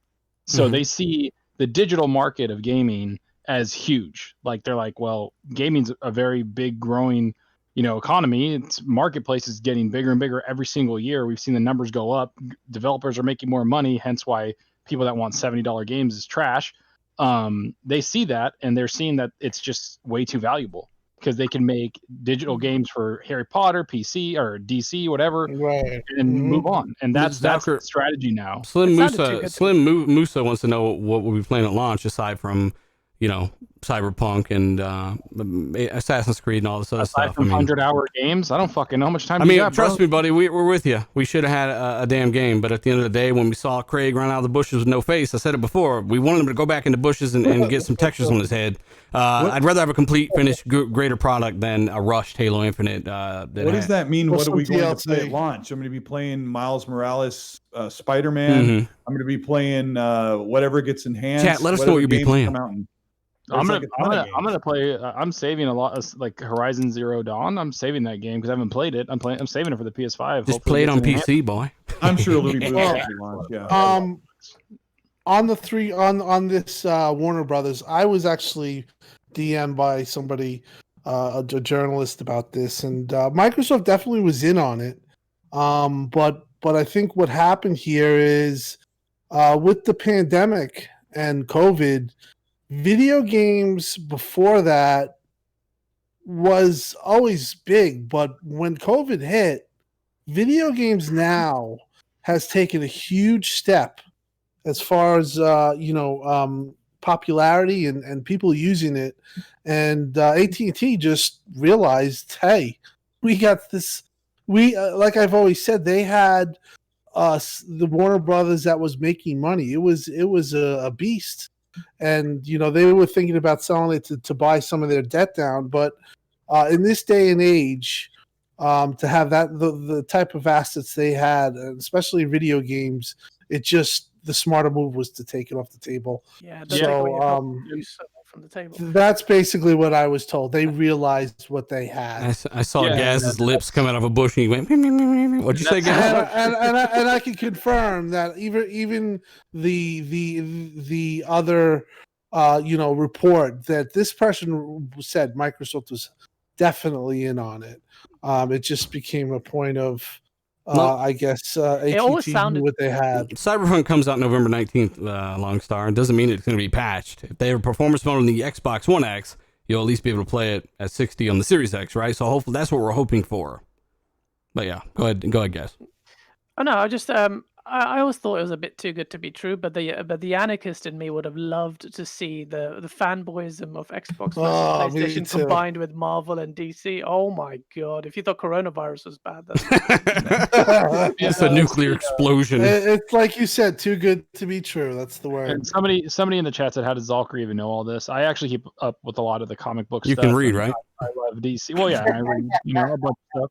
And I just keep up with a lot of the DC stuff because I love DC and I love comics, and so that was a big thing. And obviously, gaming news, I keep up with that. And now we just gotta get you to be Arkham Knight. I know some people that have worked in Marvel and DC, like actual friends, real life friends that I've worked in the industry, and have told me, like, not gaming industry, but comic book industry and entertainment industry, and they told me that same thing. Because once I heard that Microsoft was going to get Warner Brothers or anything, the rumor, I called those fuckers up real quick, and they actually did tell me that, yeah, Microsoft and you were told by somebody who knows. Just say that shit.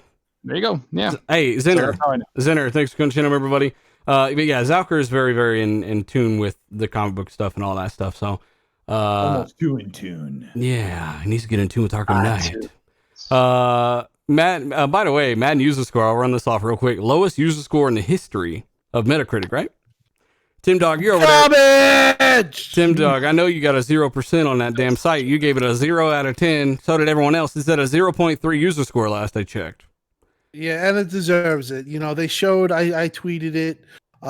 They showed they are using the assets of Madden 19.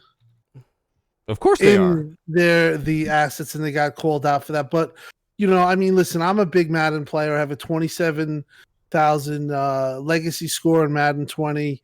And I had noticed like about a month ago, 2 months, because I've been playing Madden like crazy, that they have these big updates. And I'm like thinking to myself, I'm like, is this going to be Madden 21, but just a roster update? Pretty much. Sure enough, man, it's bad. And honestly, I talked about this on another show.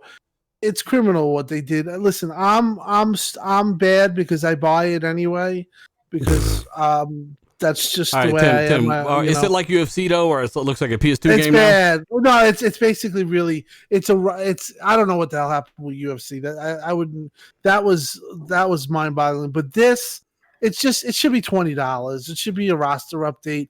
There's nothing really new. But there's new menu music, Tim. I haven't bought a Madden game, Tim, in probably 10 years. And then EA Access came out, and just get it for there, man, because they'll put it out on January, February on EA Access, and then you just play it there. You'll get your week fill of football game, and then you'll walk away disappointed. It'll be great. Relish GT said they should have just showed Destiny 2 on the Series X for at least some subclass stuff.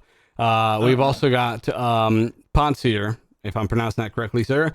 He says, it's 3 a.m. where I live. Finally caught you guys live. I have 3 weeks off now, so not missing future streams. Have a great week, you guys. Do appreciate it, man.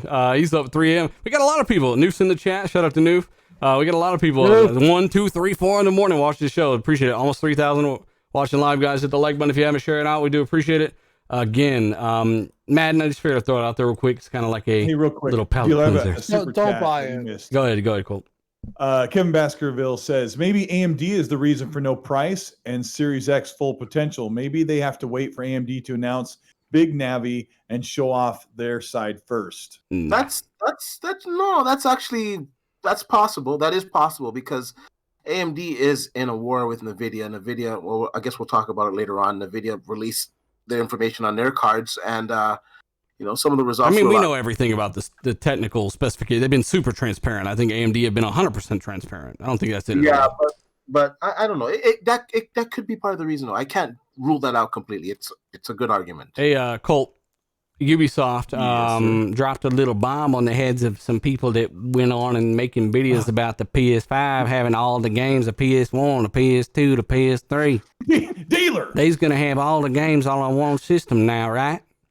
Well, there was a graphic that showed that there was room to add PS3, PS2, and PS1s to the back and pat slide in the Mark Cerny deep dive where he was talking really, really quiet behind the pulpit. That's because you tape the consoles on the top of the PS5. I don't know what the fuck is going on. What it appears Why are we You- talking like You know this? why? Because we fucking can. It's got novel pretty nice. it appears that work that Xbox did since before 2015 paid off with all those back and It would appear that you're correct, Cultist. It seems like this software emulation really paid off in the end. And PlayStation didn't even have a team working on the software. I don't want to talk like this. All right, yeah. But yeah. So what the fuck happened, Colt? No, please just do the voice. So apparently, when Which one of y'all licked me? said they're gonna. Colt, what happened? Apparently, when PlayStation said that they were going to support almost all of the PlayStation 4 games, they kind of left it ambiguous, and now Ubisoft has let the cat out of the bag. That it's going to be What kind of fucking cat was that? only PS4 games. And before anybody gets a little bit crazy, PS1 and PS2 games would be kind of a novelty. But in my opinion, PS3 has hundreds and hundreds and hundreds of games, maybe thousands of games that would be really cool to see, updated by the software and the hardware, like we're seeing with like Red Dead Redemption and Fallout 3. Running on the new hardware. So let me hang on. You went off and you're on the monkey bars now. You skip. I mean, you got to really emphasize that these motherfuckers really don't have any back compat hardly at all. They got a select title, like they're saying around 100 at launch, and over the course of the generation, they're going to try to add more PS4 games. But essentially, Ubisoft outed it that you really don't have PS3, PS2, PS1. Though they can recode older games to be sold in the store like they did with the PS4. Battlefront 2 comes to mind, the old one. You don't got real back compat on the PS5. You got PS4 games, as we'd always said, those will definitely come forward. They almost need them, but they didn't even manage to bring all those forward because it's hardware based. Well, I always had an asterisk with the PlayStation 3 games just for the simple fact of the cell processor. But since they went public with this, I don't know. They pulled that information. They didn't retract the statement per se, but they did pull that information They off pulled their the- official yeah, site. they did pull it. And I think Sony gave them the call and told them to shut the fuck up, and they pulled that public information. But people saying, oh, they don't know what they're talking about. Listen, Ubisoft has games that are on the PlayStation 3. They have a dev Mhm. kit, so they would fucking know. They're making games. They have games on the PlayStation 4 that they got to make sure run on the PlayStation 5. So they would know. This was on their official site. This wasn't some fanboy or some other site reporting it. This was officially from them. So it is what it is. And even if they removed it, it's because hey, Sony are like, stop it. Yeah. No, we're gonna try not to be really transparent about this. And like I alluded to earlier in the show, them getting Microsoft's Azure servers, I think we're going to see these PlayStation 3, 2, and first-gen PlayStation games actually on their cloud gaming service. So, Mhm. But dealer, didn't you say that they could? That's why they had the variable clock, so they could tune down to run the older software. Or you thought that was Well, that was a just possibility? BC. Or back and back, yeah. Yeah, but he's the PlayStation 4 BC. Oh, okay. Yeah, I mean, it's one of those things where at the end of the day, it's what we expected. Ubisoft did out that, and whether or not that was under NDA and they didn't know or they didn't pay attention, we've seen it over and over, right? Companies do this. So that's one of those things where we're not really surprised. We're just kind of sorry for those that ran with this shit and didn't even know and still don't even understand what the hell hardware back compat is. It's how we knew that they would be limited to a certain amount of CUs. It's how we knew that they wouldn't have all their games available on day one. And it's crazy to see some of these people seeing it when the media finally picks up on shit. But hey, keep watching what you watch. I mean, if Sony just not to throw, but if Sony actually did have, PS3, PS2 games that were, the same thing, hardware emulation, if they had that, they would be screaming it from the This is how you play PlayStation 2 games on your PlayStation. Exactly. So that's all you need to know. Hey, if you're watching us live, guys, hit the like button. We appreciate it. Help us out a little bit. And of course, share this somewhere. We also appreciate that. I wanna, Zucker, there's a, real quick, make this one quick because we do need to get to this next topic. Initiative, they are basically rumored to be making a game in the realm of Perfect Dark. And what is the latest on that? So they just had a bunch of new hires, 60 new hires. Dale Gallagher announced it on LinkedIn. They got a bunch of people from a bunch of AAA studios from all over the gaming industry. And then Jeff Grubb had an article coming out talking about how people were like, well, they're making a Perfect Dark game. What he said was he didn't elaborate until his write-up. He said that they're making a game that's like Perfect Dark, but not Perfect Dark, and it takes elements from Perfect Dark. So like how there was specific? a job description of like gadgets and stuff like that, futuristic stuff, and that's what Perfect Dark is. So that's what they're doing. They probably love the idea or like the make of like a cyberpunk or futuristic spy game, like Perfect Dark is, and they probably want to take a lot of those ideas and make it into their own with new characters, new everything. Again, this is all rumor, but I think it's kind of cool. I think it's a good thing to not keep the initiatives with so many talented people like tied down to one game or quite frankly, a dormant IP like Perfect Dark is Dark Souls. So I want to see a different game. If it's Perfect Dark, I hope it's completely different and something we've never seen before. And if they use the same characters, all good. But I want them to use those elements and do something different with it and do something crazy because they have an obscene amount of talent on that studio. That studio has a lot of talent. And Jeff Grubb even said in the write-up that to build a studio like what they're trying to do to make quadruple A games takes about like 4 to 5 years. So we're not going to be seeing this game anytime soon, I don't think. I think it's a lot farther than people think. I mean, we're going to see it this year at some point. Maybe we will. We'll see what they're at least working on. Fuck yeah. We'll see what they're at least working on. That they were supposed to show it off. Remember in the beginning of the year, Phil went they said you'll see it later this year, but that was before Rona, I guess. I don't know. No else's deal to come home to Sony. Xbox is done. Sorry, buddy. Those guys over there can't read. So, hey, we're going to $800 NVIDIA Ampere, a French GPU, Ampere, will destroy the Xbox Series X, and by that extension, that's so funny. Shout out to BitCloud. He made a video talking about how the new 3080, and I like BitCloud, right? 100% transparency. I just think he listens to the wrong people sometimes. But he did make the video talking about the 3080. and how it makes the Xbox Series X basically a trash can. And I'm like, what the fuck? PS5 is on this ground begging for its life then. What the fuck? So, I mean, I guess if you prefer to play on PC, you're already there anyway. Who gives a fuck? If you want to build a PC, Microsoft don't give a fuck. I don't give a fuck. Play where you want. You can play their games anywhere. That's what they make their money off of, right? But yeah, I mean, the 3080, and I'll throw it to D because I know D is very excited about this stuff. I'm getting a 3080, right? I thought about getting a 3090. I'm like, that bitch is a mini fridge. I can't even fit it in my case. So the 3080 is very powerful, substantially more powerful than the Series X, as it should be. Anybody who thought that this thing wouldn't be and is kind of bragging about it now, what's wrong with you? The 2080 Ti is faster than the Series X. We've always said Series X is in between the 2080, 2080 Ti, so it's a 2080 Super. And Ti beats that. Why are people surprised by this? I don't know. Also, it's like $800 fucking dollars, right? So that's one card, that's one part. And to really leverage it to its fullest, you need PCI Express 4.0. Oh, well, it's got an HDMI port on it. Can't you just plug that GPU right into your TV? I think so. Yeah. And then it'll also, it's a toaster as well. No, but seriously, RTX 3080, it's the biggest leap NVIDIA have ever had in the history, apparently. It is a massive leap. Ray tracing performance is about twice as efficient as it used to be. And again, you do expect substantial gains here. And I think the consoles are part of the reason for this. I think that they do, and AMD's latest cards as well, but the consoles are definitely substantially powerful for the time that they're coming out to be at 2080 Super level and Series X level. That is a power. I don't care if 3080 is that powerful. At the end of the day, for a console, for that much money, you're not beating it. And also, it is still very, very powerful. Games will look phenomenal. We've always said the CPU is the biggest leap in the box, unlocking 60 FPS potential for all games, open world included. That's the big thing for me if I'm a console guy. I'm getting a 3080 just because, fuck it. And, also, it'll help with making stuff. It does help with the encoders and all the stuff they got in there. And if I want to use the ray tracing and kind of be a little bit more experimental, I can do that as well. But again, let us know what you're doing with this. Are you getting the RTX 3080 or even the 3070 is as quick as a 2080 Ti, which is a great value for $500. But even with that card, you're not touching the value of the console.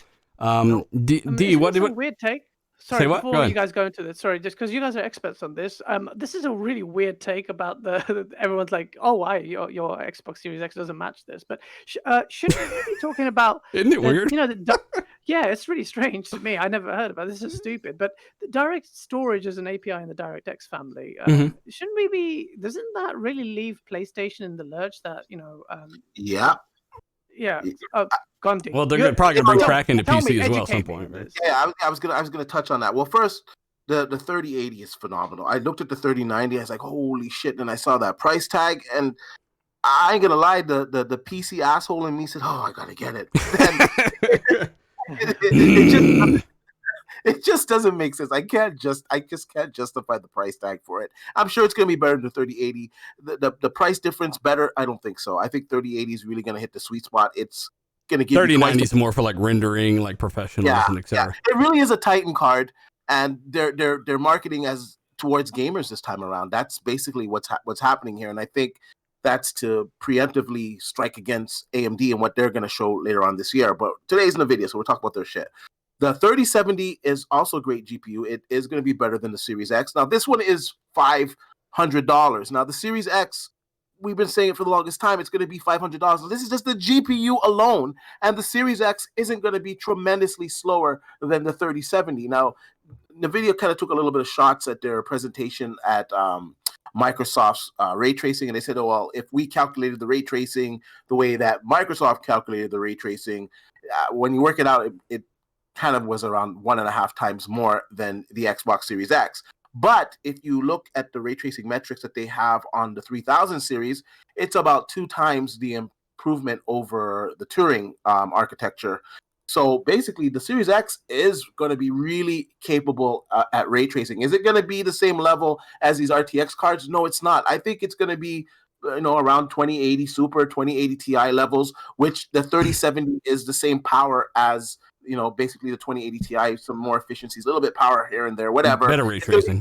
That card. The PlayStation 5 is nowhere near in that category. So all the people that are making fun of the Series X getting outgunned by the PC cards, of course, what about the PlayStation 5? Number one. Number two, I thought it was really interesting. I said before when Microsoft announced it too that the Velocity architecture, that shit was coming to the PC.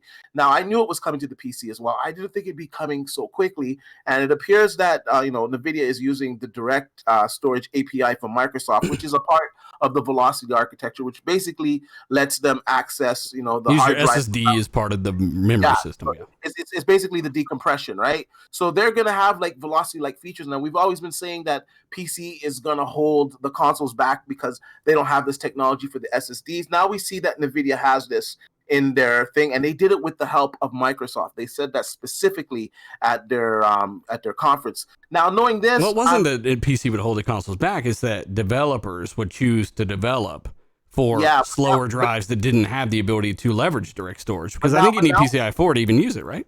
Yeah, but now with this being announced for these RTX cards, it's going to be a thing, and I think it's good for gaming as a whole. And as well, seeing this on NVIDIA's cards, I most definitely believe that AMD will also have a solution, because obviously they did the work with Microsoft on the console. So it looks like PC is going to start to take advantage of SSDs, and it's not going to hold back gaming as much as we thought it would be. Of course, people still got to go out there and get the technology and get the drives, but it's good to see that these cards will support that. And overall, I was just really fucking impressed with their presentation today. I'm not happy on the price of the 390. Like, I don't know what they're thinking on that, but the 3080 is a good buy. You're getting the price of basically a 2080, you're getting much superior performance than a 2080 Ti. And I think most of us on this panel are probably going to grab the 3080. So it's a great card. Let me give a shout out to Potts here, by the way. He says, shout out to NVIDIA for doing an hour of what Microsoft and Sony have been doing for the last 8 months, basically copying a lot of the same stuff.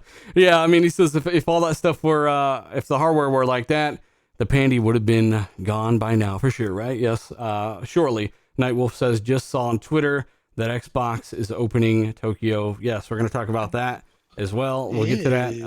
He said, Can we talk about the 30 series? Like someone said, a lot of people are taking jabs at me because I said that the Xbox Series X would rival most high-end PCs. Okay. Well, that was it will. It will, but also the 30 series just got announced now, so it's coming out at the same time as consoles. Yeah. And the Series X will rival a 3070 PC build, I would think, especially anywhere near the price. You're talking about a 3 times price to build that PC or to upgrade your PC to that. Absolutely. Someone said I've said that many times. I say it in many videos because it's absolutely true.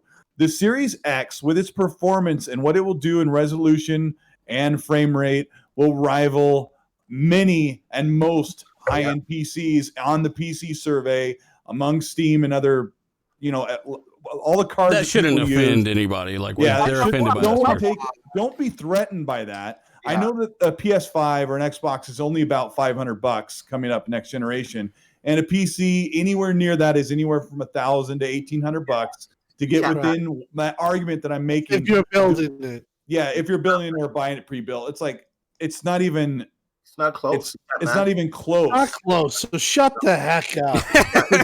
Please don't. PC guys are annoying. Don't attach your emotional tie to what you feel about what you spent on your PC. I also spent a lot of money on 2 PCs over the past 5 years. I've spent over $2,000 on 2 PCs, well over that with upgrades. And just, it's okay. Don't take it personal. Yeah. Like the new consoles do what they do. Like the developers hone them in, they get them, they stick them in one certain situation, and they make great looking games. And also, people on the PC, like, they're not all going to get 3080s. They're not all going to get 3070s. A lot of people are going to get 1650 Ti's and 1650 Supers, or they're going to go after the older cards because the price. Yeah, many people buy 20 series cards right now. Like a lot of people are going to jump on those because the price is actually in a really great place. I don't know how anyone can argue for $500 what we're getting out of these consoles. Like come on. If it's 500.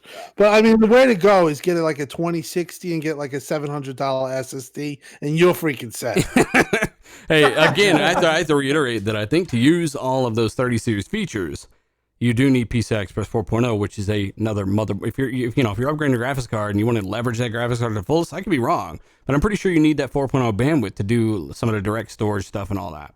Yeah, for the direct storage stuff, you're definitely going to. So you're not just buying a graphics card if you're upgrading to leverage the full thing like the consoles are doing with the bandwidth in the box, and also that's going to add to your PC build as well as 4.0 motherboards.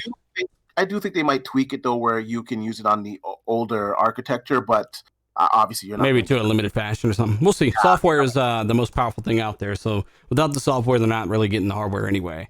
I want to move forward to the September event.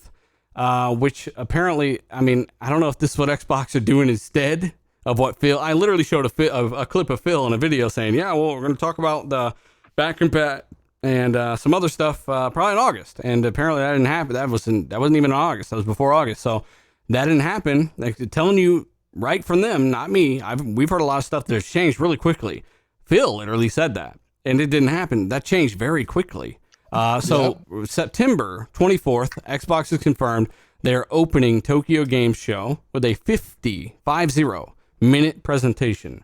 Tim That's Dog, insane. do you think this is their event, quote unquote, for September? Yeah. I mean, footage. 50 minutes is all that needs to tell you. Yeah. They haven't been at Tokyo Game Show for the last 5 years or whatever. They've been very limited. So yeah, listen, when you made those videos and everything, that's what was heard behind the scenes. That was like, I'm reiterating myself and saying the same thing, but they've been all over the place with this. They just canceled 2020, Xbox 2020, the marketing plan. But yeah, this is their go moment. I think that they're going to have, I think it's a show that we should all tune into. I think they're going to announce Series S. Or they're gonna basically lay their cards out at that point, and I think that you'll get your price, you get pre-orders, and everything ready to go. Because at that point, you're 5 weeks, or if they're supposed to launch November 6th or November 13th, you're talking about 5-6 weeks away, and that even might be a little bit late for pre-orders. That's pretty crazy. Yeah, it is. But yeah, that's the go time, I think. And they could know Sony are going to announce stuff at Tokyo Game Show as well. That might be why they've said, "Fuck it, we'll be there too." That'd be very weird to release at Tokyo Game Show. All that crucial, fundamental stuff in Tokyo. I mean, that's to me that was more a statement of intent. Like, here we go. We're finally taking Japan seriously. We're not relegating it to. So Japan will never take Xbox seriously. Their best shot in Japan is fucking XCloud. No, I know what Kaz is saying. He's trying to say it's like a to do, or a welcome. It's a statement. Well, they're headlining Tokyo Game Show. In itself, an American company doing that is so strange when PlayStation is the home of, or Nintendo is.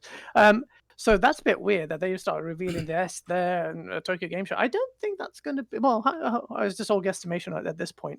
But really, I think to me, it's a statement that, we're finally taking Japan seriously. And Phil Spencer has been saying this repeatedly. We haven't, and he's really intent. He's had multiple visits there. So I think that's a very interesting thing, tactic that Xbox is employing. And I pray to God we see a sequel to Lost Odyssey, for God's sake. But yeah. Gusty Lewis in the chat says there's an article on Xbox Wire, and it states there won't be any next gen news in the presentation. I don't know if it makes sense. He or she is talking about. So if that's the case, then it can't possibly be the thing, the little event that they would have. No, so maybe they'll have it. They'll have its own event, I guess. But I'm pretty sure it will, Tim. Japan is a weird place to unveil your cards for a console. That's the smaller console unveil, because it's they like smaller systems definitely over there, right? And we know Series S is smaller than an Xbox One S. Yeah. So at this point, as big as like I said, it's just a cat and mouse game. I hate reiterating that. But that's what it all points to. I mean, geez, they were supposed to talk about Series S in June. Yeah, it's coming. It's coming. Series S is coming. But and going back to the topic, Japan and Xbox, they could really do something there. Maybe they have some kind of that. Maybe that's the big Game Pass news. They're definitely getting a studio. Or maybe that. They're definitely getting a studio in Japan. And watch the space. If it doesn't, my balls will drop and I'll finally sound like a man, but it's definitely happening. Let's not make bold claims. No, here's the bullet points, which is pretty easy to read on a show.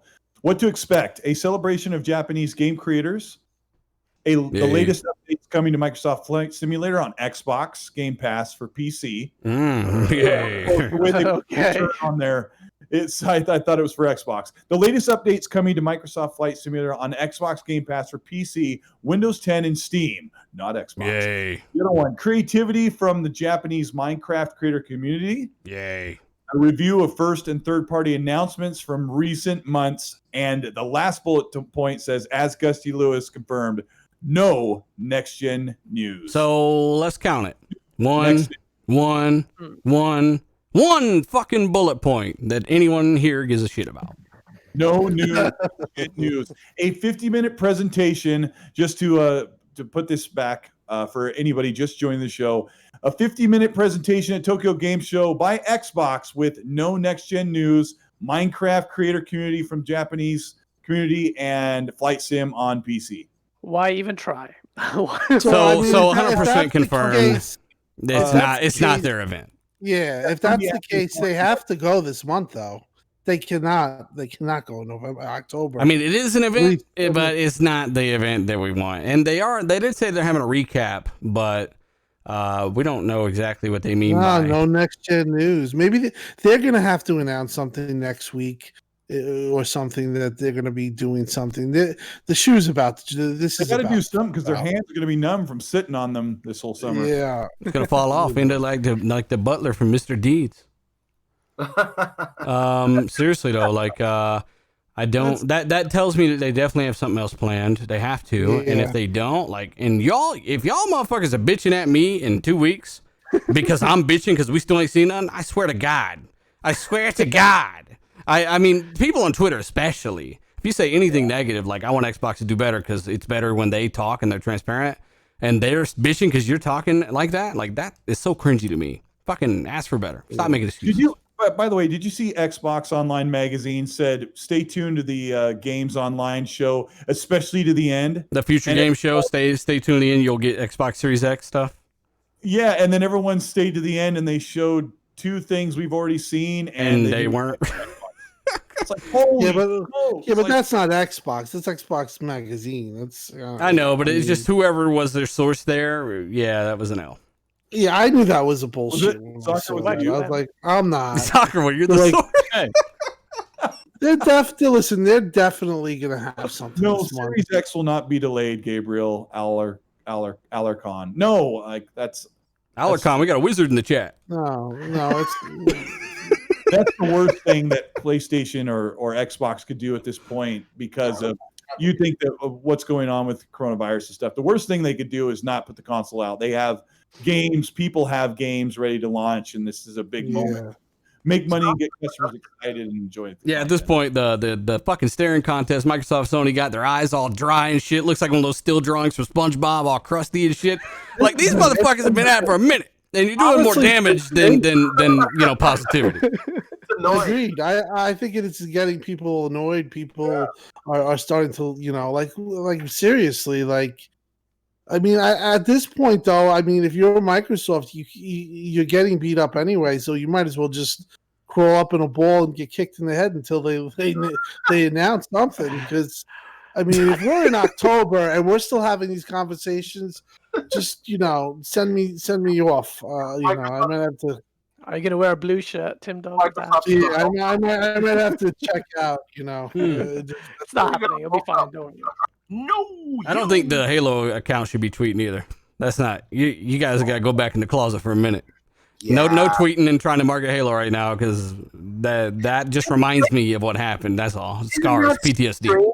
Isn't that so strange though that Halo is not coming out at launch and we're getting all this marketing from like Monster? Like I don't know. It's Well, I like, think that was all planned for the launch. couldn't you talk to them and say, okay, you know what? Obviously this game is delayed, so we'll honor our marketing deal, but save everything until don't print all the fucking cans up. Save everything till then. Let's do a different marketing campaign for the Series X. Win a free Series X or something else. I don't know, man. Fire everyone! Jesus. All right, so I just want to know when we got back to the market. Which one of y'all exploded? Halo Infinite Series X like planned for launch, and they have to hold that until We gotta get Tim a DBX. Fire cult. We gotta get Tim a DBX quick. Somebody mail Tim a DB. Mail that motherfucker 2 of them with daisy chaining. No, that's it. Cult's fired. I'm sick of it. Hey, but yeah, at the end of the day, they do have an event confirmed, Tokyo Game Show. Why? I don't really know. xCloud is really the place. I mean, honestly, xCloud is your best shot and your only real shot in Japan. Sorry, it's just how it's going to be. Yeah. I think it's gonna be out there. Actually, man, I think they're gonna eat that shit up. They have the infrastructure for it. They like the small, compact designs you saw with the Razer Kishi controller, changing your phone into a fucking console. That just reminds me of that wrestler who used to stick people's face in his ass. What's it called? Rikishi. Oh my god, the early 2000s. The batch is dying. Oh man, sorry. Hey, It's gonna do good. seriously though, that's what they got planned. Shout out to everyone watching live. If you haven't hit the like button, share it out. We do appreciate it, guys. We could talk about this shit in the same boring fashion, but dumb jokes is part of the show. Thanks for listening. I guess we're kind of fucking done, huh? I thought we were going to talk about marketing again. No. We got that one out of the way. We got that one out of the way. I did want to real quick because in my last video when I was explaining the delta at 120 frames between the PS5 and the Series X, Letha was telling me there's a lot of people in there talking about 30% and how could it possibly do this and X, Y, and Z. They're not thinking about that's 30% at the maximum PS5 clock. When you've got 120 frames, you got to ramp the CPU up, you got to declock the GPU. Sony have confirmed this. That's smart shift. That's how it works. It's not 30% at that point. Also, you're adding the additional advantage in ray tracing per CU. Series X has more ray tracing tech in it.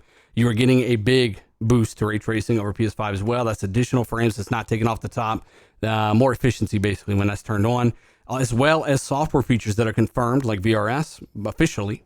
Sony have not officially confirmed these things. There's a whole slew of reasons that this thing will have the delta that I said it would in the last video. And again, if you disagree, that's fine. That's my take. You don't have to get triggered over that. So PS5 is 4K. Does that mean that Xbox Series X will run at 8K? there's a lot of people that don't understand when we're talking about the frame rate difference and how we're not literally saying that it'll be 45 more frames per second. We're saying that you can slap that into resolution effects, ray tracing, etc., and that frame rate delta gets chopped down, but the game visuals build up in return. That's what we mean by that. That's what we've always mean by it. So it's a matter of, again, motherfuckers being on page 4 of the pop-out book, and I'm over here on 455 on the best pop-outs, and y'all don't even know what I'm looking at. So again, it's, there's plenty of people that get it. It's just, I'll make a video like my last one. There's a lot of guys that are used to listening to, I guess, PlayStation content creators. Explain what a pop-out book is to them. Yes, maybe some of the Sony guys in the last video chat, or the last video comment section, but they're used to guys that can barely even edit. So, I mean, again, I'm explaining stuff on a different level, and hopefully a lot of you guys get that. If you don't, just ask a question instead of making shit up, I guess. And I'm willing to answer it if I can ever get through my DMs, which probably will not happen. So, shout out to everybody watching live, guys. Again, still 2,400, 2,500 sitting there listening to me ramble about this shit. Let us know your thoughts in the chat, in the comments. Shout out to all the guys who contribute with the super chats. Every single channel member, all the new channel members, especially Bale Powermancer. That's a W right there. As well as all the patrons and everyone in the patron scroll. You guys rock. You power the channel. You power the show. Do appreciate it. Fantastic panel here. Support these guys. Subscribe to every single one of them. Pay attention to their outro information. And Gaz as well. That link to Game On Daily has pretty much been in every single video that I've uploaded, I think. Or maybe. I love you for it. Yeah. Love you for it. So again, shout out to Gaz and GameOnDaily.com. Check out that website. It's genuinely really awesome, and there's a reason that I use it. I use it every single day almost. So again, shout out to Gaz and everyone associated with the website. So again, Cole, I guess we could spend 5 minutes talking about Wasteland 3 if you wanted, but we did jump into that co-op, and yeah, we played it. It's not necessarily my type of game, but it is apparently it's quality. It's like a mid-80 Metascore right now, right? Yeah, and one of my gripes, it's not a looker. Like, I don't know why it just doesn't look very good. And, it's one of those games that really needs to be 60 frames. Like, super fast-paced games don't need to be 60, but the flutter of that game at 30 was really bugging me. Yeah, we played it. And it's cool you can do it in co-op. Yeah, and something cool about that game is like you'll be in a cutscene, right? And I handed authority to the cutscenes off to Colt so we could make a decision. I was off making, I don't know what the fuck I was doing. And I looked, it he was talking to a guy. The guy had a prisoner next to him, and Colt decided in the cutscene to blow this dude away. So you heard and just blew the guy away, standing next to the other guy, and it was the decision he made right there in the cutscene. Like, yeah, the leader says, "Do you want to take care of him now, or do you want us to take him back and off him later?" And I put, "Let's just do it now." And my character goes boom and shot him like in the first person cutscene. But yeah, it's pretty cool. Apparently, all of the decisions you make matter. So it's one of those games where you really got to pay attention and get immersed in the game. But it's doing really well, and hopefully, it means that Exile has a lot of potential for their next game that will only be on Xbox. Xbox ecosystem, yeah. So again, I think we'll end up going back through that a little bit more in co-op. Since it's co-op, I think most games are better in co-op. I was playing this footage with a friend in co-op. Like Gears, this is like the third time I've been through the game, and it was a lot shorter this time because I knew exactly what I was doing, but it was still fun, and that co-op really made it even better. So something like Wasteland, definitely much better. But yeah, Colt, let everyone know, and that's on Game Pass, by the way. So if you want to check out Wasteland, oh, it's so shitty and anti-consumer. Another Game Pass? Oh, wait, it's a mid-80? It's a good game? Fuck. So yeah, check out Game Pass. It's in there. You can check it out for absolutely no extra cost, and let us know your thoughts if you already played it. Colt, let us know where they can find you, buddy, and what you have been playing. You can find me on Xbox and YouTube at Colt Eastwood. I'm trying to keep up with my messages on Xbox. I keep up on my DMs on Twitter pretty well, but I just want to say that I'm like a month behind, and I've actually been picking that up today. And as I don't know, as more and more happens and we get bigger into the new console generation, I get more and more messages, and I just wanted to let you know I'm doing the best I can to keep up with everybody who's been nice enough to reach out and say, hey, like watching the channel, or hey, I have a question about this. So I know Dealer and I talked about this today, so he would, and I'd save him the breath, but he also has the exact same thing to say. I think, I mean, too, and I think I get a lot more messages than you because of the show. And yes. It's one of those things where I've literally taken time out to explain to people, awesome people that have been there from day one. People like Brian, this guy's rocked out day one, supported every way he can. And I will check and get a DM when I'm actually looking at my phone, and it'll say, Brian. I'm like, oh yeah, I haven't talked to him in a minute. So I'll click on it, and there's like 6 messages I haven't seen. So it's one of those things where I've taken time literally to explain in a paragraph form why I can't keep up. I'm sorry, I'm trying, I still suck. And it's not going to get any better. And I started struggling with this around 20,000 subscribers. So, guys, don't take it personally. It's not that we don't want to answer your questions or respond to you. I wish I could. I was joking. I'm going to train an octopus with 8 phones to fucking reply to all my DMs, right? So the dealer actually told me about this when I was at like 1,000 subs, how he couldn't keep up with DMs. And I made fun of him. And I was like, yeah, bullshit. And then I got to around what he said 20,000 subs. I was like, bullshit, dealer, you can keep up. And I called him lazy and a piece of shit. Once I hit, once I hit 20K, like you can't. I can't. It's impossible. And if you reply, you get 3 more back. And everyone you reply to, you get 1 back from each one. And then you're adding more to it every day on top of having multiple places, thousands of people following you on Xbox, 15, 20,000 on Twitter, almost 100K on YouTube. You can't do it. It's impossible. There's a reason that people have social media manager account, people to do that. And it's because they literally can't keep up. And I wish I could. Yeah.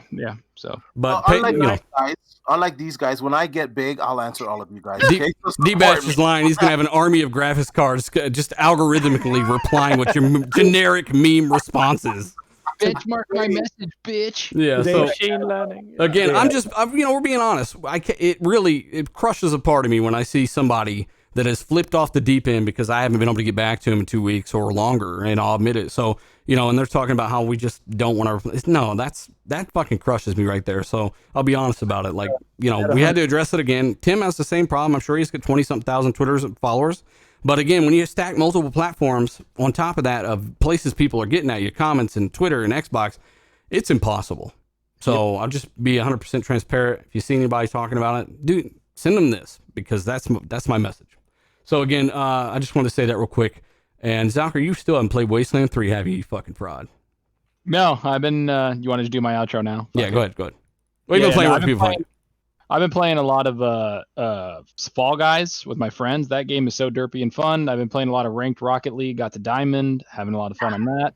And last night, started playing Marvel's Avengers. I think I played for like 3 hours yesterday. I'm going to play again right when we're done here. I'm having a lot of fun with the game. The story, the story is a lot more in depth than I thought. Like they have actual cutscenes and actual like story, character driven stuff. Like I was expecting a Destiny kind of story, and I was like, we'll just get through it. But no, it's a single player, and it says single player story driven game. And then there's a multiplayer that you can select called the Avengers Initiative, where you can play with other people. Well, we knew that, right?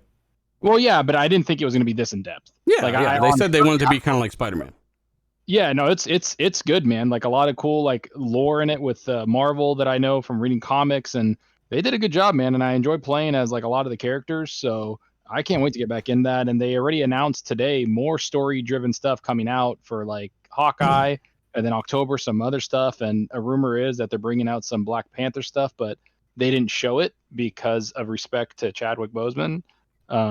So yeah, there's a lot of stuff in that game that's coming out that I'm super fucking excited for. How are you playing it though? Did you get early access? He got the gold one or whatever. Yeah, I got the deluxe. He got the shield edition. Okay. Yeah, so you get like a bunch of skins and you get the game 3 or 4 days early. So that's why I got it last night. And so me and my friends, we've all just been playing the single player. And my buddy was like, I don't want to play the single player. And then an hour later, he's like, this is actually pretty good. And then an hour later, he's like, I'm on to Minecraft again. No, not Minecraft. What do you call it? World of Warcraft. Oh. Yeah. Wow. Where can they find you, Zalker? Twitter @Zalker87, YouTube Zalker87. Yeah, or your recommends. I got recommended 4 of your videos today. Fuck boy. You better have clicked all of them. I disliked every one of them shits. Hey, bitch, gotcha. Hey, Onslaught, shout out to you, buddy. He says, if you like Wasteland 3, Baldur's Gate 3, he said Baldur's Gate. I'm guessing, is that Baldur's Gate or is it really Baldur's Gate 3? I don't know, man. Baldur's with a D. Just Baldur's Gate. Yeah, let's double check the spelling. I'm already bad enough at with the chat, keeping up with the super chats. But yeah, follow Zalker87, and then we've got D-Batch, buddy. Where can people find you, and what have you been playing? You can find me on Twitter, of course, at D-Batch, at YouTube, at D-Batch. I've been playing a little bit of Flight Simulator, really getting into that game. It's, wow, you really learn how to fly a plane in that game. The hours, well, I can't say the hours, but the amount of time that I've poured into that game and just seeing the visuals and learning the gauges in an aircraft and just how real it is. It's a blast to play. I wish this game was coming on the Series X. I think this would be a perfect launch title, like I said before. I don't know. It's on the PC, so I don't see why they can't port it over to the Series X to try to salvage, their first party game problem on the Series X launch. But yeah, it's a great game. And they can follow you at D-Batch, right? Yeah. Oh no, yes, I said it earlier, but yeah, Okay. they can follow me on YouTube at D-Batch. Yeah. Somebody said Tim Dog got a freaking army on Twitter. Yeah, it's kind of funny actually. Tim's a hoss on Twitter. Also, shout out to everyone in the chat saying some Joker said, "I'm waiting for you forever, for eternity, dealer." Thank you, appreciate it. Everyone else that are saying nice things as well. We appreciate every single one of you guys. Also, we've got Gaz from GameOnDaily.com, co-owner here. Link down below. Check it out, Gaz. Great job. Thanks for coming on, buddy. Thanks for having me, man. Speak up, sir. Oh, my mouth, the mic is inside my throat. All right, let's move on. How are you? Where can people find you? Oh yeah. GameOnDaily.com. Thank you for promoting that. We've got a YouTube channel called Game On Daily. We have a Saturday 8 p.m. British summertime show, which is I think around about your afternoon time. So they only want British people in their podcast, though. I'll say that in chat. Just they don't invite any of us, so don't worry about that. That's a lie. That's a lie from him. I don't feel like it is. And it's got video there, so you'll see that I am actually a man, even though I sound like a woman. Anamorph looking motherfucker on the camera. Yeah, and definitely out of shape because of COVID-19 is my excuse. Twitter Gaz on Daily. So what I'm playing right now, I'm trying to 100% complete Forza Horizon 4, which is a great game. And I was rushing to complete all the Halo games before Halo Infinite came out, but I've got a lot more time now, don't I? So yeah. So thank you. Thank you for coming on, buddy. And shout out to Fonzarelli. Hopefully he'll be back soon. I need to see about that. Maybe we'll have another guest next week, but it's up to him. Follow Fonzarelli at the ground on my Twitter feed. That's about. I don't remember if his Twitter handle changed or if it's just his name, but it's also spelled oddly for a lot of people. So the Grounded Gamer, you guys know where to find him, and you can find him on my feed on last week's RDX post. Tim Dog, what have you been playing, buddy? Where can people find you? You can find me on xCloud, Tim Dog on Twitter. I've been playing Battletoads, almost finished that. Pretty good game. Kind of falls off towards the end. I don't know why they didn't have a lot of more brawler stuff in it. I've been playing Madden 20, as I've been talking about. I definitely would tell people do not buy UFC 4 or Madden, or at least look for a sale. EA. Yeah, it's pretty bad, honestly. So other than that, just waiting. I've been working a lot. I know I've been complaining about that. That's why I've been late today, but I have a 3-day weekend, so I'm looking. I want to play this Avenger game. I think I bought that. Now you can play it single player alone, right? Yeah, you don't have to The play single player campaign, I think you only can play it alone. The campaign. Okay, All the yeah, other that's stuff you can play with your Tim, buddies. Tim, what'd you hear today? You heard like some news about what was it? I think you tweeted about it. Well, one of the things that a journalist hit me up about the Warner Brothers thing, and when I saw the person who hit me up, and then I saw Warner Brothers, I got excited, and then I'm like, they're like, oh, it's not happening. So I was like, ah.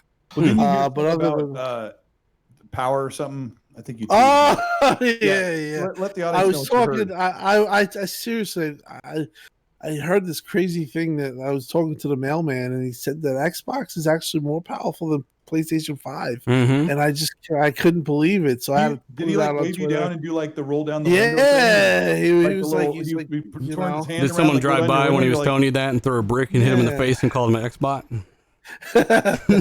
No, but And some yeah, old lady like open up her window. I have next a to little her- fun with that. Honestly, I mailman. just do that.